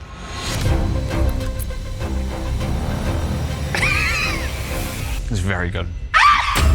Can't hear out of my right ear. I would eat this whole entire dish. No way. Does he just say things to people? Try it. We are the real deal. This is, and I'm not just saying this to make them feel good, a restaurant quality Indian dish. And even though the rice is a little overcooked, I'm gonna put Beta Squad in A tier. Oh my God. No way. Thank you so much for this opportunity. Our next YouTuber is Zach King. He's known for his videos where he creates mind-blowing visual illusions. And he asked me for hibachi, so I have some hibachi chefs setting up in his backyard, and he thinks I'm about to cook it for him, but I'm not. Zach? From a galaxy far, far away, I'm currently filming a Star Wars project. All right, Nick, I got you the full setup, everything you need to hibachi. You're cooking. I'm cooking? Uh-oh. I've never made hibachi. I don't care. Oh no. I feel like every hibachi dinner starts with fire. Something like this. Hibash! That didn't work. Hibash! Oh yeah! Whoa! Almost just burned down my backyard. Almost just lit your backyard on fire. Okay, time to cook. I think before I do the rice, I need to do the vegetables. Oh, that's probably hot. Oh, the volcano thing. I gotta do the volcano thing. Yeah. Whoa! It's more just like a fire. It didn't really work. Oh, you're starting with some butter now. Yeah, for the shrimp. All right, shrimp. Oh, I can't see a thing. We want these shrimp nice and pink, but I got some steak to do. Steak's going down right now. We have a beautiful piece of A5 Wagyu here. We're gonna put it right on there in the center. I don't wanna overcook that either. No, definitely don't. Veggies, I'm just gonna kind of stack them. Leave them there in the corner. Noodle time. You ready for the show? Habash, habash! Nice. The shrimp is getting nice and pink here. Your shrimp is already a little bit overcooked. They're overcooked? Well, let's stack them. We got the steak. I like mine more rare, medium rare. Just gonna do some soy sauce on the veggies. Garlic? Oh, raw garlic on top of everything? I'm plating the shrimp. Some of these look a little burnt. I'm gonna say these are done too. And, oh, what has happened here? Oh, wow. Oh, you burnt the Wagyu. There's too much happening at once. All right, eggs, let's go. Oh, no. Oh, shell. One-handed. One-handed. This is not going well, Zach. Now, does that look good to you? Well, it's cooking so fast. It's so hot. We're gonna just put the rice in here. I will give you credit for this. You have really good heat-proof hands. I do feel like it needs a lot of butter. All the hibachi chefs are laughing. Oh, I'm so sorry, guys. I don't wanna offend you. Now, I feel like these are definitely gonna be done. Oh my goodness, those are so burnt. Look at those crispy noodles. I know he didn't mean to do this, but this is gonna be the best bite of his whole plate. I'm gonna try it. Is it good? It's amazing. I feel like they mix it all together. Like the veggies into the rice? Yeah. Do they? Do they not? I'm not gonna lie, I'm pretty hungry. That looks good. Hold this, Nick. Okay. I brought something just in case. I don't know, you always have tricks up your sleeve, so I have a trick. The sriracha, Osmo. Okay. There you go. Let it influence you in no way. Got it. This is my home-cooked, first time ever hibachi dish. We've got fried rice, chow mein, shrimp, and A5 Wagyu. The first thing we have to do, of course, is cut into this steak here, see if it's cooked perfectly. Okay. It's a bit raw. Let me put it back on the grill for you here. I think I gotta get everything. You gotta get a little bit Don't you of think? everything. Yep. I'm taking a huge bite here. Okay. That's not good. What was that? Why are you laughing? I love the crispy noodles, even if you didn't mean to make those. Those are very, very good. Fried rice is good. You got nice char in the vegetables. The cons, there's eggshell in the fried rice. Oh man. The shrimp are way, way overcooked. And your workstation wasn't the neatest. Normally I'd give this a very hard C tier, but because of your outfit, I'm gonna bump Zach King up to a B tier. Oh, thank you. Let's go. Good job. Our next YouTuber is Preston. You've probably seen him making all kinds of gaming and challenge videos on YouTube, and he requested ramen. Dude, I'm so excited to try this ramen. This is where the magic happens. Oh, you got the top ramen, dude. Before cooking, one other thing, you're cooking me the ramen. No, it's a trap. It was a trap. Do I at least get you to be like my guider? No. I might end up being the worst. Normally, if I was making ramen, this is all I would need. There's a whole lot of extra ingredients. I'm gonna turn the burner on. Is this wireless? Is it got like Wi-Fi or what? It's gonna be tough to make ramen without knowing how to turn on a stove. I can figure this out. All right, what about knives? Do I get knives? Well, it's your kitchen. Let me find a knife. Let me find a knife. I'm gonna find some knives over here. How did you do that? Should have known that. We're gonna start by boiling some water. That I do know how to do. We are putting our noodles in. We chop some onions here. Just don't wash them, we'll just chop them. You're cutting them a little on the thick side, but it could be worse. I think they've kind of been boiling for a pretty good amount of time. I'm gonna lower the heat here. I'm putting in my first little bit of seasoning. I know you're more of a vanilla guy, so I'm gonna start a little bit light and I'm gonna taste the broth. Oh, it's got a little bit of a kick to it, actually. But that's actually really fire. Which one was that? I think that was the Samyang ramen. A little bit of miso for some good luck. Not what it's for. I'm thinking that maybe I'm gonna need some of this. I'm gonna saute it. At least I think that's the correct word. So we're gonna take this saucepan over here, which is a little bit wet. I like that you're getting creative and frying in chili oil. I've never prepared one of these things before, so I'm just gonna kind of tear it. Oh, that's dirty. We're respectful in this house. Notice the ramen is still cooking. I would love a timer on the screen for how long this ramen's been cooking. We're all about the efficiency on our cooking. Is this supposed to smoke like that? Watch this flip. Mayday. The chili oil is... It's getting like in the throat. Put that in there. We're gonna give it a little bit of lime zest. Presentation's not looking good yet, but we can flip that and we can make sure that the bok choy is on top. I'll make sure to rotate that one so the dirt's not facing upwards. Now I'm gonna add some fried garlic. We're gonna go with the whole egg over in here. Interesting choice. Nick's got a big mouth. He can fit that whole thing. Then we have the bamboo shoots, which I love these. I just have to figure out how to open it. Yeah, there we go, buddy. You don't have a can opener? Oh, we can pluck one out now with the chopsticks. There it is. Boom. We're just gonna go for the one. One bamboo shoot. Green onion garnish. Now we're gonna go with some nori. It's almost like the mustache of the ramen bowl. Oh, you got it. Dude, do you know what I'm wearing right now? You're wearing Naruto socks right now, and we took out the Naruto fish cake. It smells awful. It smells horrible. Oh gosh, it does. I think it's a pretty thin slice. And then one right over here, just for the... Oh no, you just spilled uncooked Don't ramen. look at that. Well, it's a little bit of a crunch feature. Laying the mushrooms down. Finally, some sriracha. Sorry? Big moment here. S-U-B, sub. Now presenting the spiciest, most amazing subscribe ramen. For everybody watching, subscribe to Nick's channel. I thought I would get a little bit of brownie points if I did the sub plug. Smart. The first thing I'm confused about is the entire unpeeled egg. More of like the decoration. Second, these Naruto fish cakes are cut 3 times too thick. The ramen, I'm worried, is gonna be very overcooked. I'm gonna guess this has been cooking for around 20 minutes longer than it should have been. These noodles are some of the most overcooked ramen noodles. That's got a good smell. It's actually very well balanced, surprisingly. I know you didn't mean to do that, but it's pretty well balanced. I gotta take into account how messy this whole area is here. This is awful. But your broth was very tasty. With everything taken into consideration, Preston is getting C tier. Hey! Are you happy with that? Yes, I am. 70% is all you need to pass. Our next YouTuber is FaZe Rug, known for his gaming, challenge, and family videos. And he's requested dumplings. Yo. Nick, welcome. Thank you for coming. I am so excited for these dumplings. I know. Why dumplings though? Because I love them. Well, that's good, because you're making me dumplings. Huh? Like me? By myself? I got you the really viral dumpling roller. Yes, I've seen that on TikTok. The only problem is I've never seen it completed. It just falls through. It simply does not work. Oh gosh, okay. I am a rookie in the kitchen, but I've watched so much Food Network. I've watched so many TikToks. I've watched a lot of your videos, but can it translate to me in the kitchen? I'm gonna start by chopping up some of these garnishes. Can I just say really fast, really solid knife skills. Thank you. There we go. Like, I don't know kitchen etiquette. You know what I mean? Throw it wherever. I think we gotta chop these up into like small pieces. Should I back up? You should back up, yeah. Cool. Hold on. You see all the shells of garlic that you're chopping into everything, right? But you like the shell of garlic from what I like did my research on you. No. That should be good right there. So we're gonna work on the cabbage now, along with some green onions.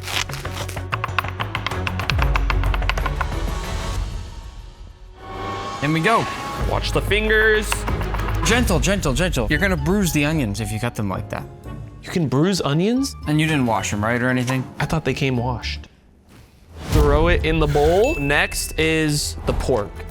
There goes the pork. I like that sizzle. Oh shoot, why is it sticking to the bottom? Bro, this is a disaster. We're gonna start with some white pepper. You know, I'm gonna tell you this right now, okay? This is the first time I've seen anybody cook their pork before making the dumpling filling. Oh yeah, I do things in reverse sometimes. No, it's not like that though. Yeah, no, this is the rug way. Get some soy sauce. It'll help to open the top. Oh yeah, probably. That smells really good. Don't you like the smell of that? It smells amazing. Smells good. We're gonna add vinegar. It's time for the fun part. Grab the dumpling wrapper and use the device. And we are gonna wet the inside. We're gonna take a decent amount. We don't wanna overfill it because then it won't fold. Moment of truth, I've always wanted to do this. Oh my gosh. Is it stuck? Wait, Oh. Stop it, stop. Oh, yo, we did it. That's kind of insane. Let's see if we can go 2 for 2. Let's get that ginger in there too. Here we go. No! We rejected it! One way or another. Yo, that's actually not bad. Your steamer's ready. Whoa. Ooh, okay. All right, let's make a few more maybe. Couple more, yeah. It's time to put the dumplings in the steamer. Close it up, and we let them steam for about 2.5 minutes. I think they're done. Wow. Dude, look at how shiny and moist they look. I'm just gonna go on with a little bit of chili oil. Okay. Ooh, that looks good. Now to finish, some green onions. It's a little messy, but as for the taste, let's see. Oh my gosh.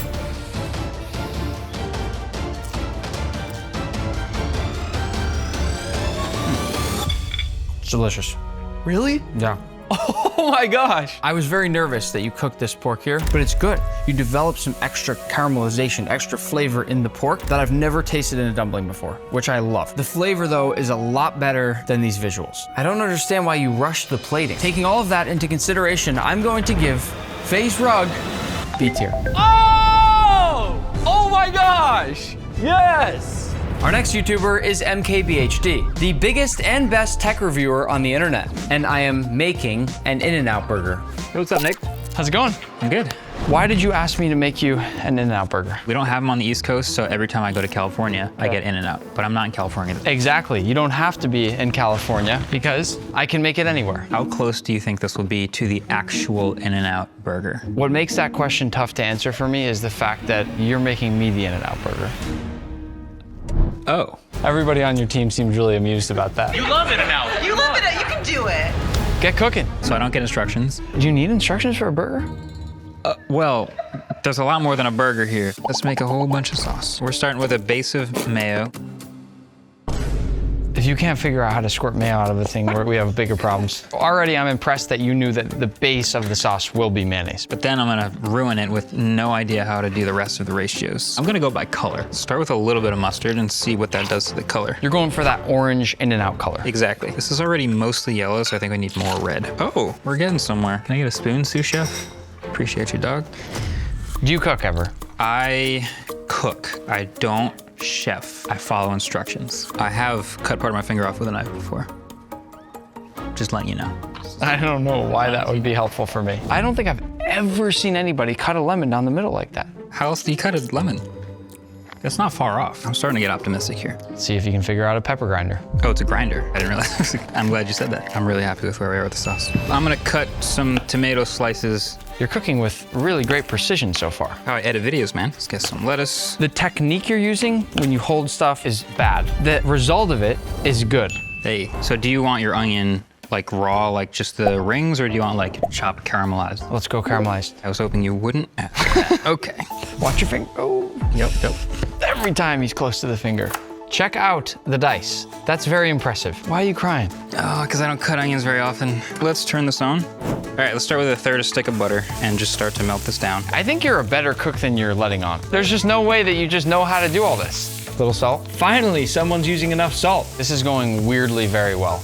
I don't like the way you said that. There's our caramelized onions. Can the sous chef move this out the way? Call me the sous chef again. You are down 1 grade. I would like a double-double, please. You want a double-double? Is there a time limit here? There's no time limit per se, but you are making fast food. Salt, pepper, seasoning, I like it. Let's get back to the pan. Okay. Ooh, this is cooking fast. How about we don't set off the fire alarm? I don't even think I have a fire alarm. That's not legal. I would smash them as hard as you can. Did you just break the spatula? Watch his next video be a tech review on this spatula. Now you're cooking. That is satisfying. I'm curious, everyone in the comments below, if anyone looks at these burgers and thinks they look burnt. In my opinion, this is what you want. You want a nice crust on there. And we'll put the cheese on. So a quick toast of the buns. Yeah, finish the melting process. How do you even know to do this? It's definitely been in the instructions before. I'm very impressed that you do that. Now the rest is just purely based on how I think they do it at In-N-Out. I hope I don't get points off if this is wrong, but this feels like the way it should be. Sauce looks very good. Caramelized onions on next. Burgers going on that. Get some good lettuce on here. Some tomato on the top. That's a double-double. Stand right there, stand right there. Order 67. No. Order 68, 69. Order That's 60. me. Yeah, there you go. That's your order here? Thank you so much. They ordered our most famous item, the In-N-Out double-double. 2 patties, 2 slices of cheese, lettuce, tomato, our secret sauce, and some grilled onions on it. I'm so nervous right now. Are you? What if it's not good? Please be cooked. Not bad. Yeah. Okay. Cheers. I hope I get a good grade for this. This is really good. Let's bring up the ratings chart. It's a little too salty, but it's still S tier.